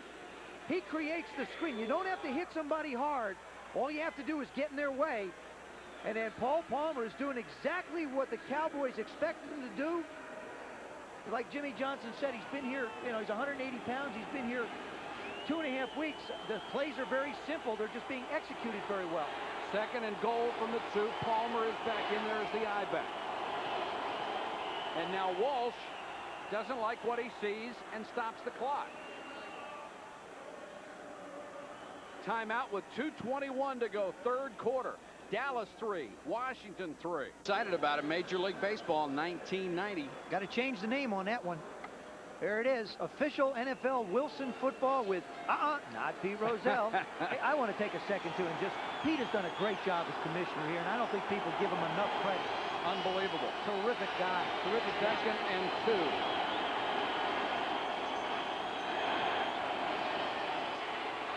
Palmer, touchdown.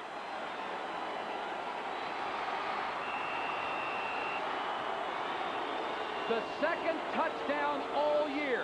Dallas has scored in the 3rd quarter. Always the key in short yardage is that the offensive line can get under the defensive line and drive them back.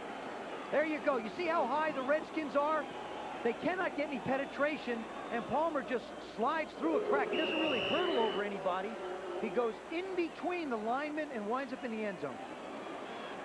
Cowboys having a problem getting their extra point team on the field. They're not that used to doing it. Especially in the 3rd quarter. Yeah. It's only once all year they've had a chance to do this. Ruzek for the point after.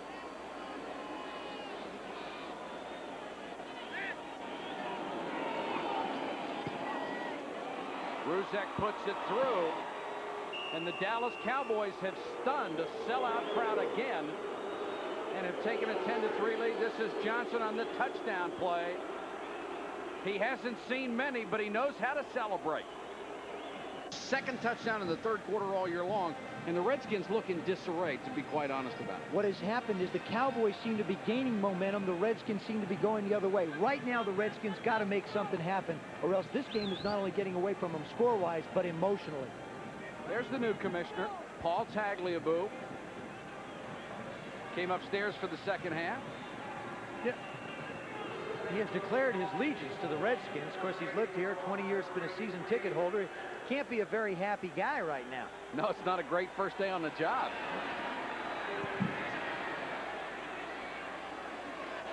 Sanders at the 11.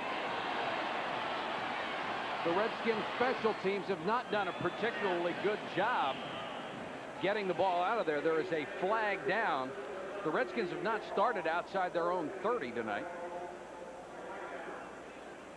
Of course, Dallas, the one unit they have that is pretty good is their kickoff coverage team, statistically speaking. Yep. There you see the holding penalty, which is going to start the Redskins further away. Holding number 31 receiving team during the return. 10-yard penalty, 1st and 10. Clarence Vaughn. Bill Bates always been a big performer on the special teams. There's Clarence Vaughn. He not only holds him, he gets just a takedown. He gets 2 points. Nice drive by the Cowboys. Palmer ate up most of that 60 yards with a 1 run. But it puts them on the board 10-3, and the Skins have to start from their own 12. Fake to Morris. Williams over the middle to Don Warren. Donnie Warren out to the 37-yard line. Horton brings him down. Doug Williams got some contact on that one after the pass. a 25-yard gain as Tony Tolbert hit it. Well, this is set up by the play action. The Redskins coming out thinking they might run out of the end. You'll see a play action fake here to Jamie Morris. Dean Hamill makes the tackle on him. Doug Williams out all by himself. Tolbert hits him, but not till he delivers the ball to Donnie Warren, who got behind the linebackers. Doug Williams is very healthy. That'll test the back. You betcha. 18 out of 30, 195 yards, 2 interceptions for Williams tonight. Morris on that little counter play that's been so successful over the years, and he's up near the 45-yard line. Everson Walls was in there, along with Norton on the tackle. Tolbert playing for Ed Jones. Of course, Ed Jones starts the game. You'll see him coming right at you. He's only 245 pounds, not a big guy. Rookie out of Texas El Paso, and he's 6'6", which means he's like Ed Jones. He played linebacker in college. He gets up on the tight ends, but they get under him and can drive him back. 2nd and 3. Fake to Morris. Knocked away. Intended for Sanders, and excellent defense that time. Robert Williams, who has played off his man so much tonight, was right there. Well, Robert Williams, he was hurt early in the first game and missed the 3 after that, but here's a little out and up move by Ricky Sanders. Robert Williams refuses to take the bite. See, you got to understand one thing about the Redskins is their receivers average like Sanders 14.6, Clark 16.5, Monk 14.7. You don't get those kind of numbers against zone teams. They're not good receivers against zones. 3rd and 3, time running out 3rd quarter.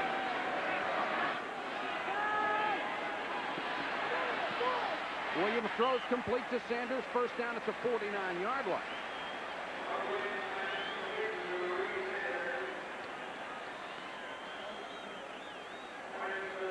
Doug Williams looking for the play being sent in from the bench. Hope you'll be with us next Sunday. We'll start it off at 11:30 Eastern with NFL Game Day. We'll update you on everything going around the league, previews of all the games, and then back with you with NFL Prime Time at 7.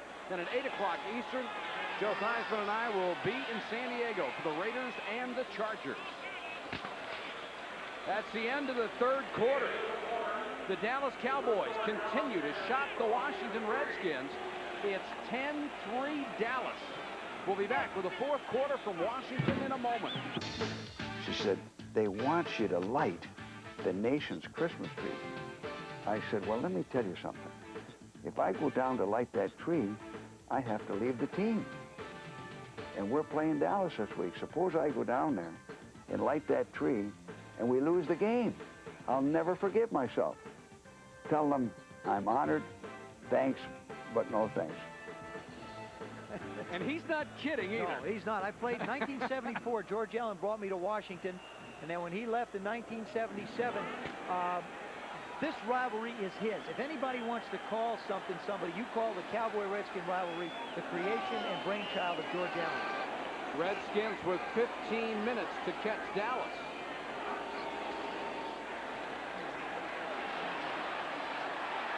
Williams for Sanders, and he was knocked down by Horton. Now, no flag. Now Horton just reached out with his left arm and knocked him down. There wasn't even anything sneaky about it. They're going to call that one uncatchable because the back judge knew there was no way that Ricky Sanders could get to it. Now, why was it called against the Redskins before?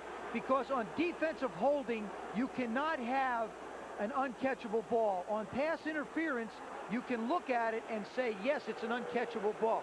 Not a very light call in this stadium, but I believe it's a good one. Dallas has still not been penalized tonight. 2nd and 10.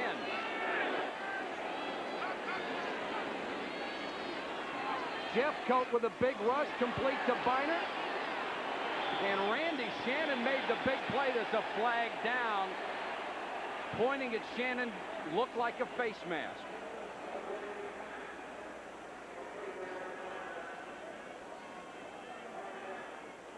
Boy, that was a big play by Shannon, the linebacker out of Miami, who came over, smelled the screen, made the stop.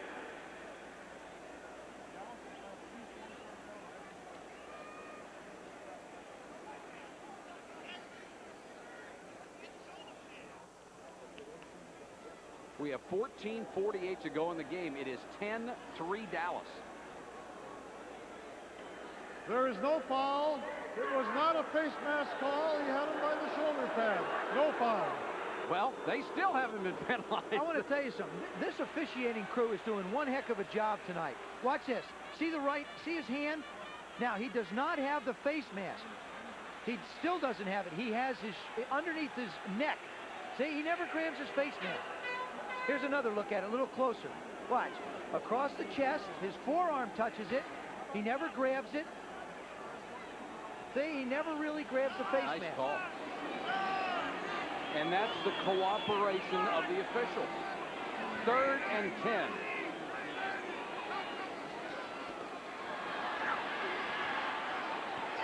Sanders can't hold it at the 35.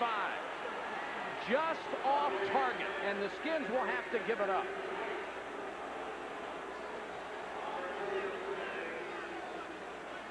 Ricky Sanders working upfield.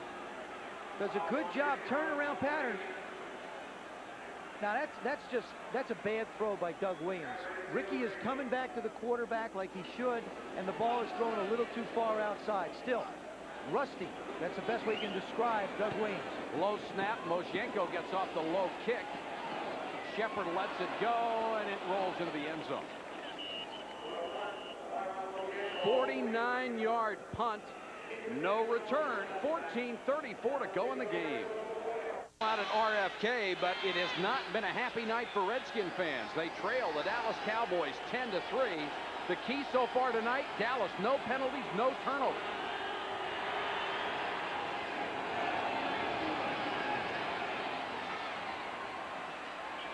Incomplete off the hand of Steve Folsom. Alvin Walton on the coverage. This game is so critical for the Redskins. The standings in the NFC East. The Redskins lose tonight, they would be 4-5 and in an awful lot of trouble. It looks like the Giants are coasting in the NFC East. The Central turning into a real battle with Green Bay's big win today. If the Redskins win, they would be 5-4, fighting Chicago, Green Bay, the Rams for that wild card spot. New Orleans plays tomorrow night. They could be 5-4.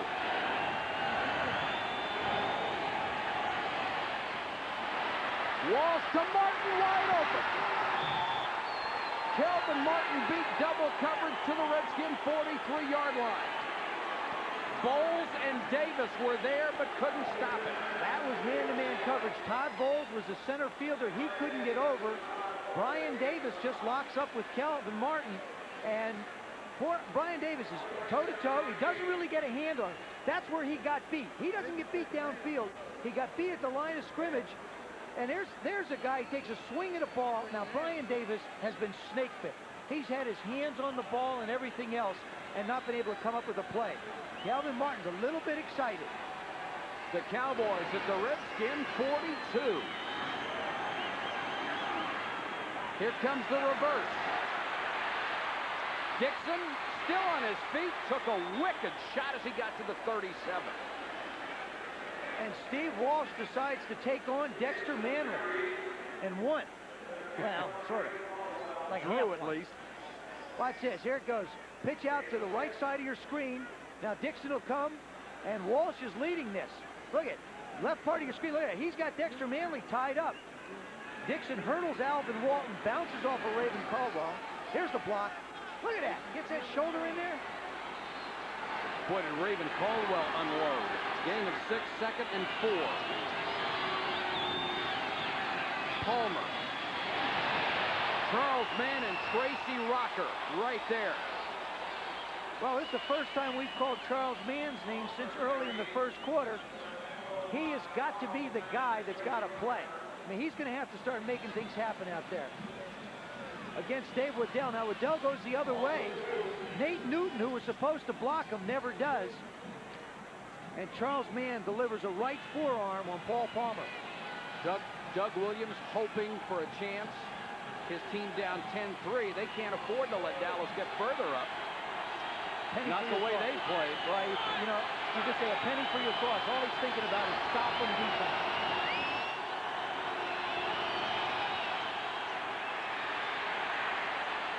Walsh just throws it up. Shepard almost made the grab, and Alvin Walton came over and knocked it down. There is a flag down back at the Redskins 48-yard line. If I was the Redskins, I would decline this. I would not take the penalty. I don't want to give them another chance to get a first down. They're not in field goal range, so let them punt it. Holding, 85 offense, penalty declined, 4th down. That's the tight end, Steve Folsom, and they'll have to punt. I think that's the only thing you can do.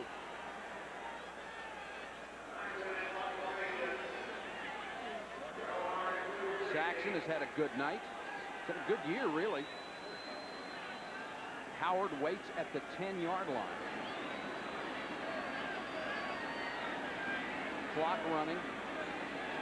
Or the play clock is running. There's 12:03 on the game clock. Looks like the Cowboys want to take the penalty and back it up 5 yards.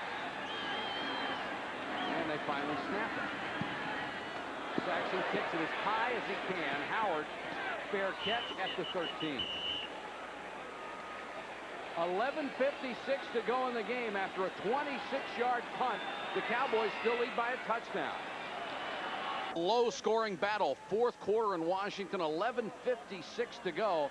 And Jimmy Johnson looks up at the clock all the time. 11:56 is all he needs to tick off that clock to get his first win in the National Football League. I asked him if he had a place in his office for that victory, for that game ball, and he said, no, I don't.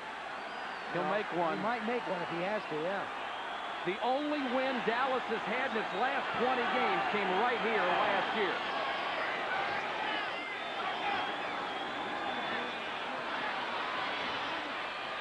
Williams throws low, but Art Monk makes the catch at the 29-yard line. First down, Washington. Gain of 15. The Redskins have lived with adversity so often and so many times in the last couple of years. This is suited for them. They love to come back. They love to have Doug throwing the football. Again, a simple turn-in route.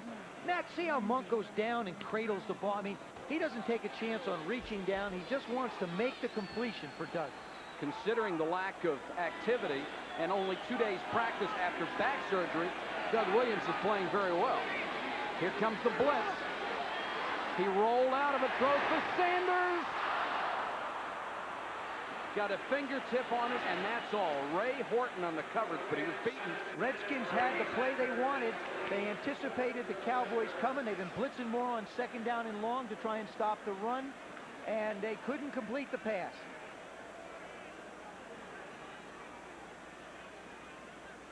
There's that tight spiral. All those guys with big hands can throw them that way. And just a little bit to the inside of Ricky Sanders. Couldn't quite catch up to it. 2nd and 10 from the 28.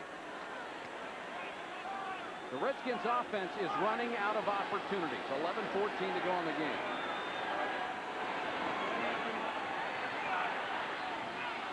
Almost picked off, almost caught, almost picked off again. Ron Francis and Sanders going back and forth.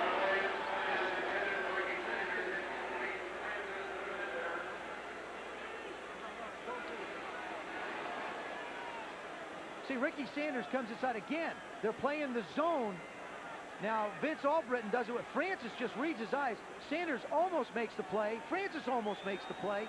But what you don't see, with all those Cowboys around the ball, Ernest Viner is standing on the sidelines without a Cowboy around him for 15 yards. I think Doug's trying to force the ball to Ricky. It's like, where is he? Let me see if I can find him. He can't do that. 3rd and 10.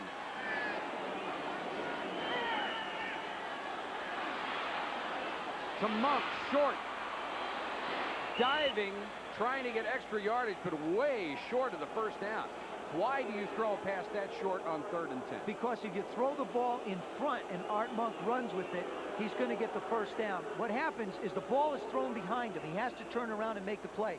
That time, they ran Clark down the field, Warren down the field, and Sanders down the field, and dragged Monk underneath. That's a 20-yard catch if he puts it out in front of him. Moshenko to punt on 4th and 3 with 10:47 to go in the game. That's Derek Shepard waiting at his own 22. The Cowboys defense again does the job. And this is a defense 26th in the league giving up yardage. They are last in the league in allowing points, but they've done it tonight.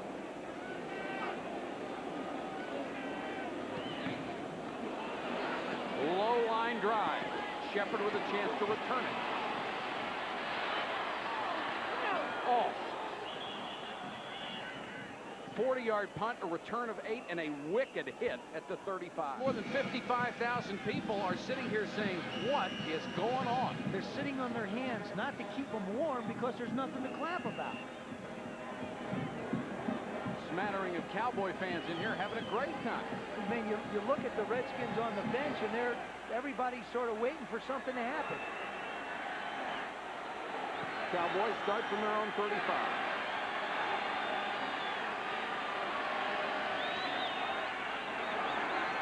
Palmer got 4 up to the 39. Greg Minuski, the middle linebacker, made the tackle. Palmer's gained 83 yards on 12 runs. The offensive set that the Cowboys are running, got one receiver here, one receiver moving back and forth, and one receiver here. It causes the Redskins, you see in this zone, to think pass. It spreads them out.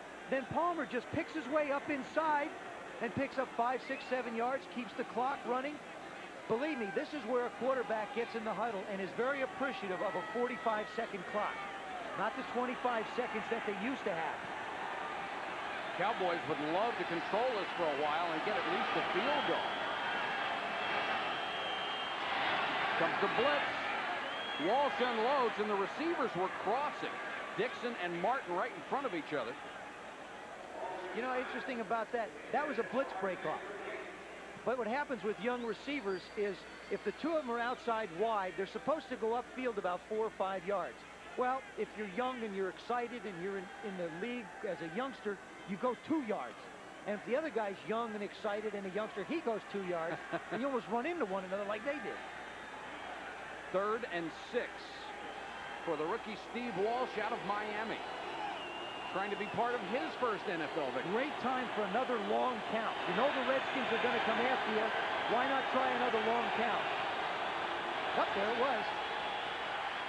They came with everybody, and Walsh somehow got it in there. The ball came loose late and now rolled incomplete.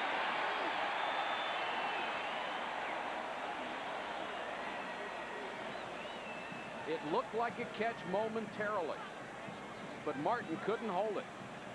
He tried to fool the official at the end, but he doesn't. Redskins blitz. There you see Wilbur Marshall start. Charles Mann on a twist inside. Whoa! What a Bowles and wow! What a shot! They're the two toughest hitters on the ball club. One high and one low.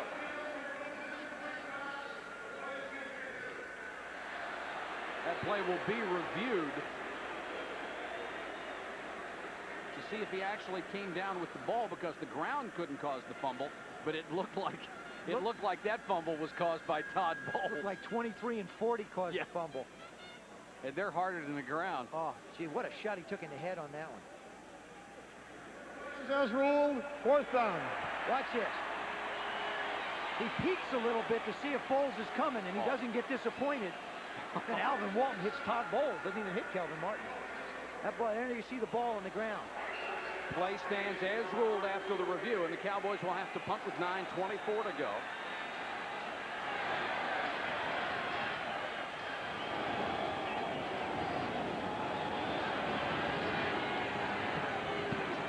Nice kick by Saxon. Drives Howard all the way back to the 8-yard line.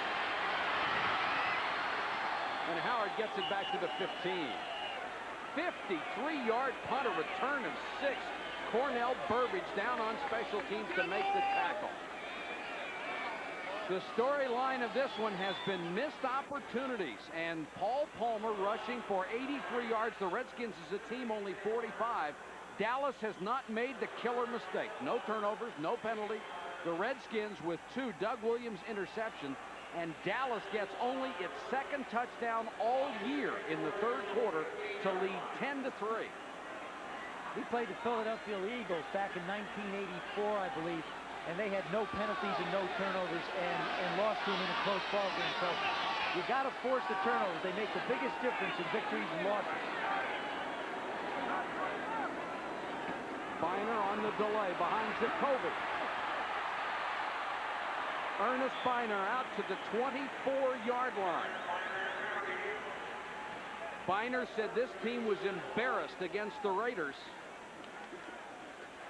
And everybody wanted to make amends for that. They said they stunk out the joint last week. They were right. Yeah. I think it was a very, you know, in all truth, I know the Raiders played a great game today, but against Cincinnati, but really the Raiders struggled a little bit last week too. I mean, the ball was back and forth, and you know, there's their scoring drive. 17 TDs, 30 drives starting at their own 20. They can't get it done. Second and a yard after the pass play, game 9, or after the delay, game 9, rather. Williams throws low. Did Biner catch it or not? The officials have not made a ruling yet. Now they say it's caught. Albritton certainly didn't agree. Neither did Jimmy Johnson. And now they'll bring it back. There you see, Doug Williams, not his strong suit, throwing on the run. There you see the ball hit the ground. That is not a catch. 3rd and 1, something the Redskins The line judge have failed on a lot this year, but not tonight. Well, the line judge and the field judge have bad angles. They're coming in from the side. It's up to the back judge to make the call. And that time, he did. 3rd and a yard. Morris hit by Too Tall Jones. And that is what has happened to the Redskins on 3rd and short all year long. Somebody penetrate.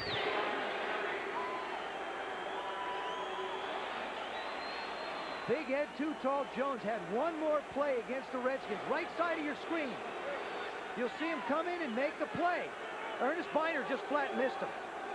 That was a lookout block by Ernest Biner, number 21. And Big Ed was on the slant and made the hit. Too Tall Jones over 1,000 tackles in his career. And the Redskins will have to kick it away again. A lot of them against me. Moshenko with a returnable punt to Shepard.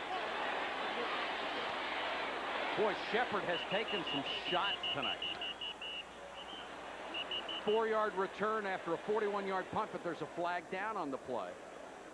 Terry Orr was in on the first hit. Ed Jones, a class act, has been for a long, long time. He was going to be benched earlier in the year, not get 200 straight starts. Here's the Personal foul, unnecessary roughness. Number 30 on the kicking team. After the play, 15 yards from the dead ball spot, first down. What a huge break for the Cowboys. Joe Mickles is called for the unnecessary roughness penalty. That will put the ball in Washington territory. Watch the left side of your screen. Number 30 makes contact with Bill Bates. Now, there's the right hand in the head. You just can't do it. I don't know whether these guys think that those 7 guys in striped shirts aren't looking. I mean, especially, you don't want to do things to hurt your ball club, babe. Could be the worst penalty the Redskins have committed this year. It puts the ball at the Washington 44. Dallas needs maybe a first down and a half to be in field goal range.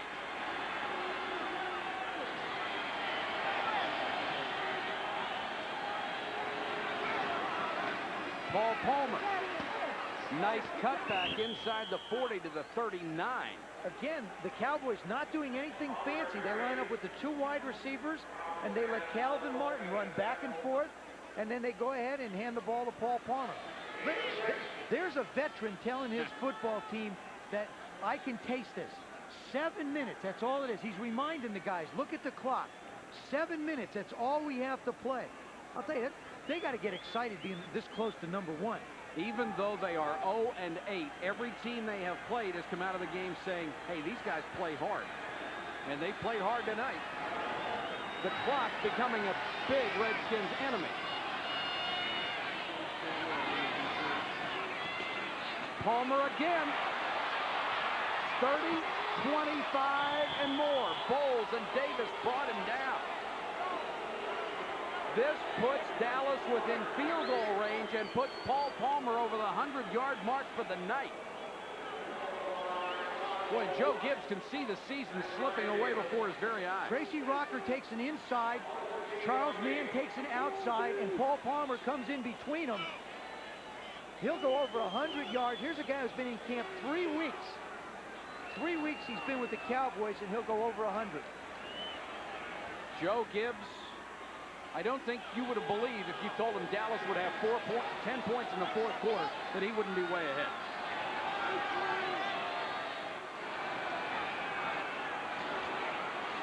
Palmer again, and Charles Mann slips through a loss of a yard on the tackle.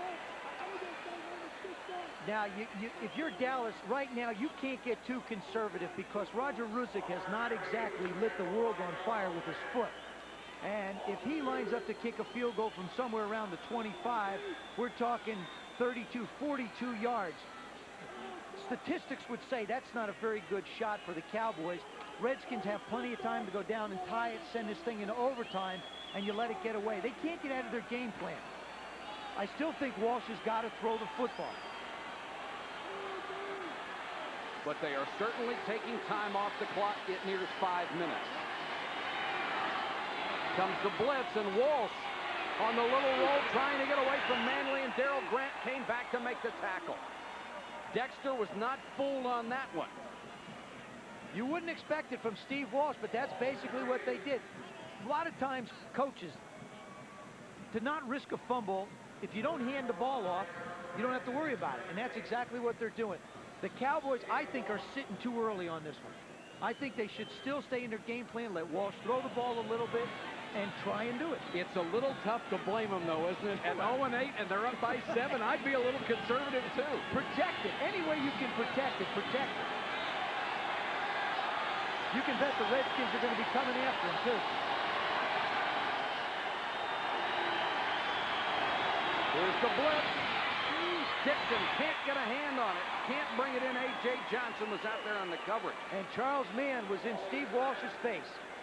Nate Newton has been shaken up. He's out of the ballgame, so rookie Mark Stepnowski out of Pitt is in there on the offensive line, and Ruzek will come on to try his biggest field goal of the year. Could be of his life. Could be of his career. Yeah. They'll spot the ball at the 33. It's a 43-yard field goal attempt. He is 4 of 10 this year, 1 out of 2 in this game.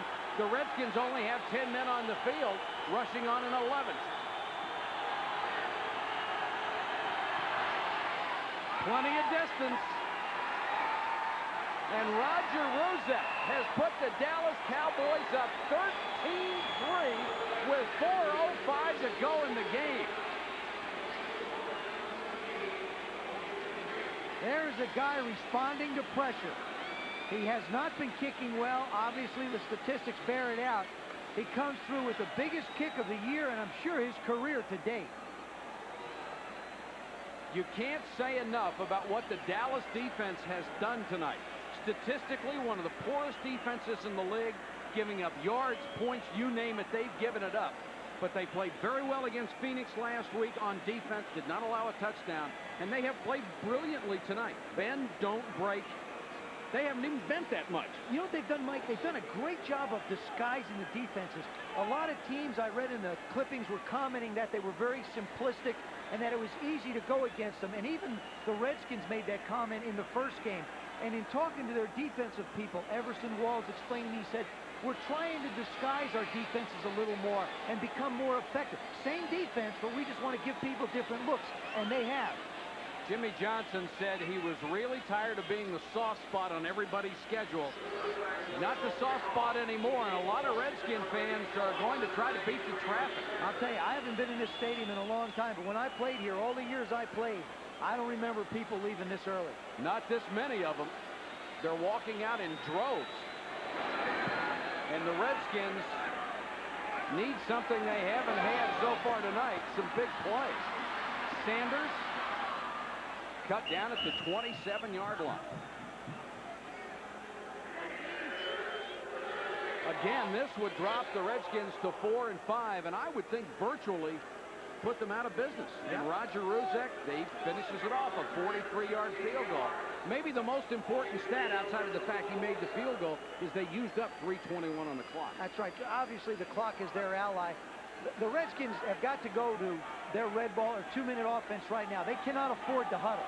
They've got to get a quick score and then play good defense and get the ball back.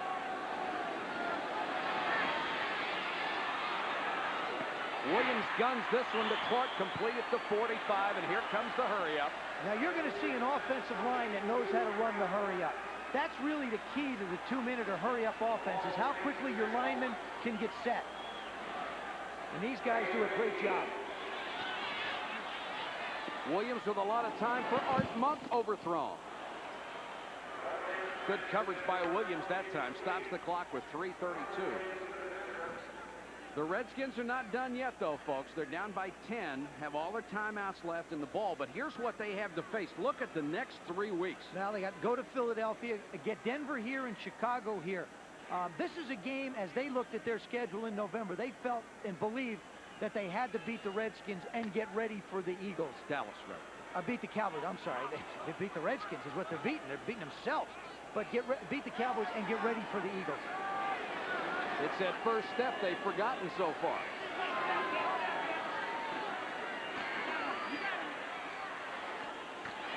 Nice throw by Doug Williams. He's got another first down at the 43-yard line as Art Monk grabbed it.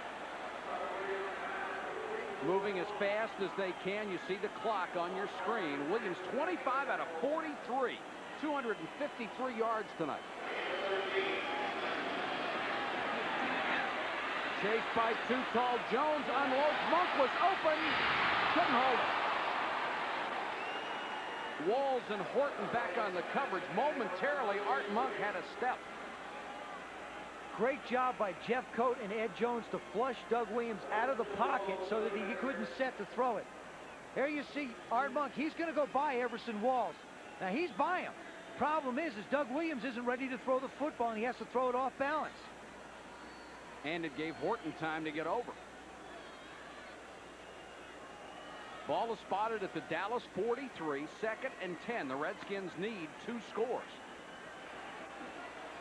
Cowboys obviously playing a zone defense. They'll line up, make it look like man, then back out.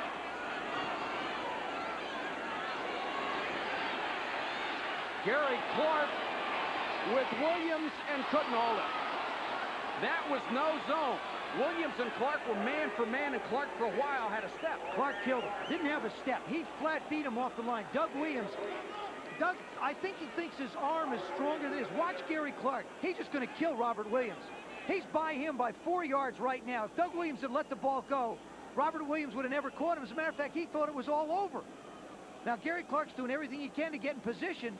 Robert Williams does a good job of just going up, not to try and intercept it, but knock the ball away. Well, why do you play zone so much and be so successful with it and then stick Williams out there and Gary Clark? They're desperate people. They want to win. 3rd and 10.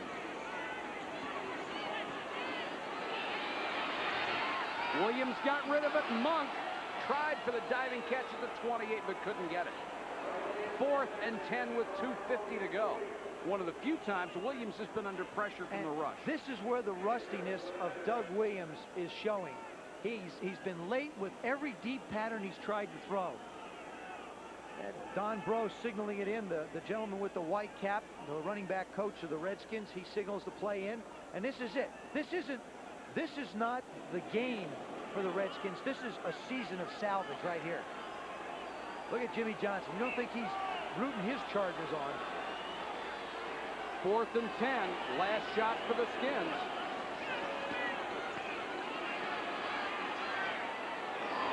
Williams from Monk and thrown out of bounds. Dallas will take over on downs, and the Cowboys sideline already starts to celebrate.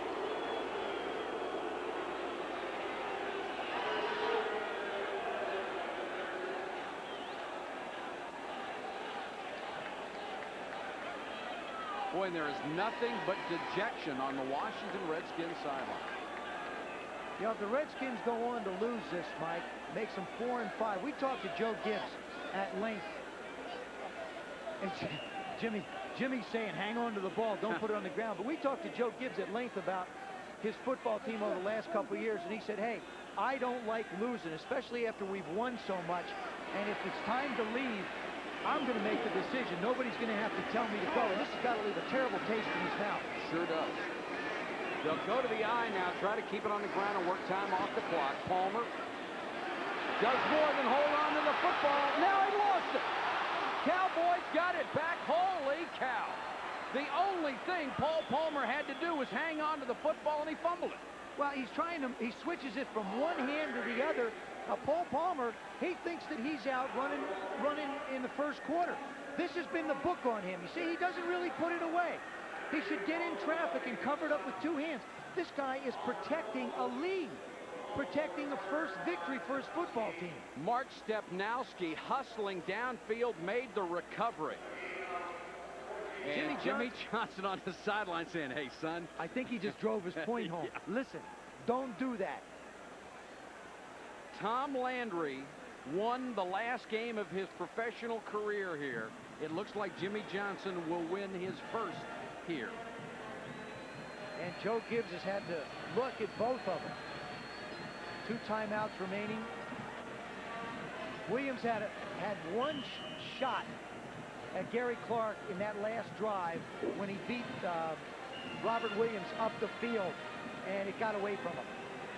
All the other throws really didn't have a prayer on him. 2:31 to go in the game, and the Cowboys are loving it. There's David Howard, number 99.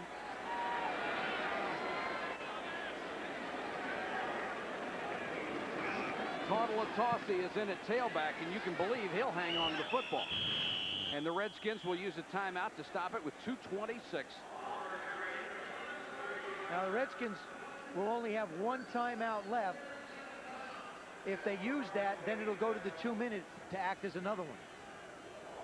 But they still need 2 scores. Here's what you'll see in the paper tomorrow. Bo Jackson with a 92-yard touchdown run. It is a Raiders record. The instant replay really had an impact today as Green Bay got the winning touchdown against the Bears on the reversal of a call. Terry Metcalf, Eric Metcalf, 233 total yards, and Miami, holy cow, more rushing yards than passing. That happens about once a decade, doesn't it? Well, it did. First time since 1985. And the Rams-Vikings game, one of the greatest games I've seen in years. Rich Karlis had 7 field goals, 7 out of 7. Minnesota did not score a touchdown, got 23 points, and they won it on a safety in overtime. Incredible football game. I mean, if this is the way the second half of the season is going to start, there's a lot of great football ahead, and I am thrilled that we're now broadcasting it on ESPN. There's Jerry Jones coming down to the field. And this is a first-time experience for him. Here comes the reverse to Dixon. Dixon knocked out of bounds. I got to be honest with you, Mike. This is different. Yeah, what was that? I think is this what we're going to see from Jimmy Johnson? I mean, is this the kind of football that you sit on the ball with? You know, you tell your team, cover it up. The first time he tells a running back that he puts it on the ground, and usually, you know, you don't want to exchange the ball a lot. Oh, you got 2 handoffs now on that Now you've got halfbacks handing the ball to wide receivers. I have seen more more fumbles on plays like that than I have successful handoffs. Jerry Jones, the new owner of the Cowboys. Jimmy Johnson, of course, one of his best friends. They were teammates together at Arkansas. Gave him a 10-year contract. They'll keep it on the ground, work on the clock again, take it down. Well, the Redskins will use their last timeout to stop it with 2:13. But here's the situation. The Redskins are out of timeouts. Dallas has the football. Dallas leads by 10. And they've got 3 more downs to run it if they want. Does not look good for Joe Gibbs. And you have to believe if the Redskins fall to 4-5, as they're surely going to, at this point in the season with the schedule they have left, they are not going to make the playoffs. Oh, you're right, Mike. You know, thing is another question comes up. Who's going to be the quarterback next week for the Washington Redskins? SportsCenter immediately follows our telecast.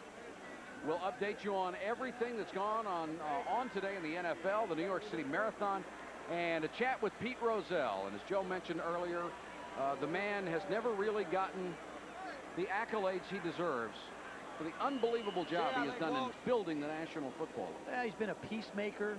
He's been a negotiator, and I think he's proven tremendous leadership and what allowed the National Football League to grow to the great game it is. And there's a guy who's just become a part of it. And really, I guess after your first victory, you can honestly say you're now a part of it. Paul Palmer is back in at tailback. And he'll get the carry. Burrows into the line that time. Greg Minuski was there to make the tackle. The Redskins cannot stop the clock anymore. The 2-minute warning will. But all it does is suspend the inevitable. 2 minutes to go. 13-3 Dallas. Doug Williams has pulled off his share of miracles during an exceptional career, but he's not going to get one tonight. As the Dallas Cowboys lead by 10, 2 minutes to go. They have the football at the Redskins 32. And the bottom line, Mike, has been what it's always been, is turnovers. Through the first 8 games of the season, teams with the fewer turnovers have won 74 games. 20 that have been lost and 18 have been equal. I mean, if you turn the ball over, you just can't win in this game. And Dallas has not turned it over tonight. Paul Palmer, Raven Caldwell makes the tackle. I have to believe, Joe, looking at Joe Gibbs on the sideline tonight, that there probably has never been a lower point in his professional coaching career than what he feels right now. I absolutely have to agree with you. I know the man. He's a very close friend. I know how much this hurts him. You know, what do you say to your football team? I mean, you knew how important this game was. You didn't really have to say anything to them. Forget the Cowboys are 0-8. These guys aren't playing the Cowboys. They're playing for Redskin pride, as they call it. And it's the kind of thing that just, I mean, what do you say to them? I mean, it's time that the Redskins, each and every one of them, look at each other and say, now we have to play purely for pride, because there's no carrot at the end.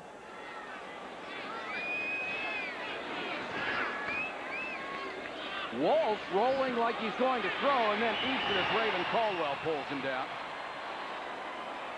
Now, you know, I didn't get that one. I don't either. I mean, you know, it's okay to roll out and stuff, but why take a sack and give up 20 more yards and put the Redskins closer?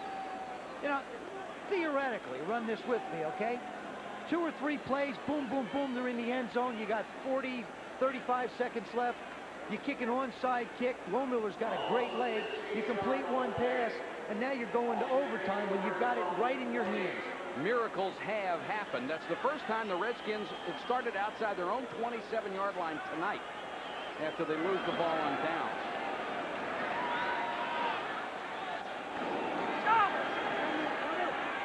Williams steps inside pressure, throws complete, trying to get out of bounds Clark, but he didn't. He was hit in bounds. Now Gary Clark arguing with the official as the clock winds down to 49 seconds. Robert Williams made the tackle. Redskins have no timeouts. Williams over the middle. That's not the place to throw the football. You just don't have enough time to throw the football over the middle. This telecast presented by authority of the National Football League, intended for the private use of our audience. Any rebroadcast without the express written consent of the National Football League is prohibited.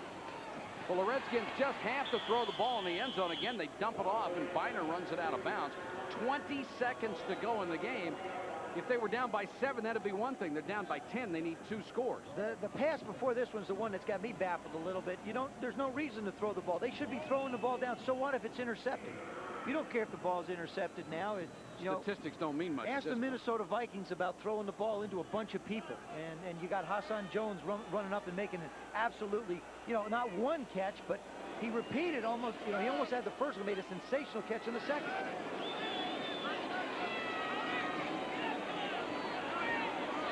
Williams to the end zone this time, knocked away. Horton got his hands on it, intended for Gary Clark with 15 seconds left.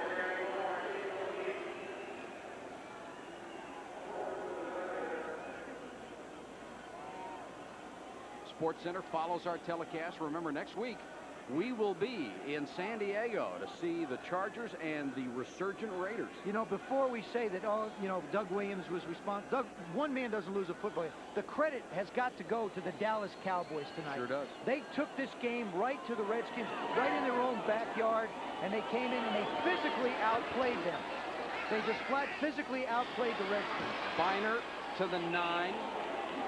Bill Bates makes the tackle, clock running down.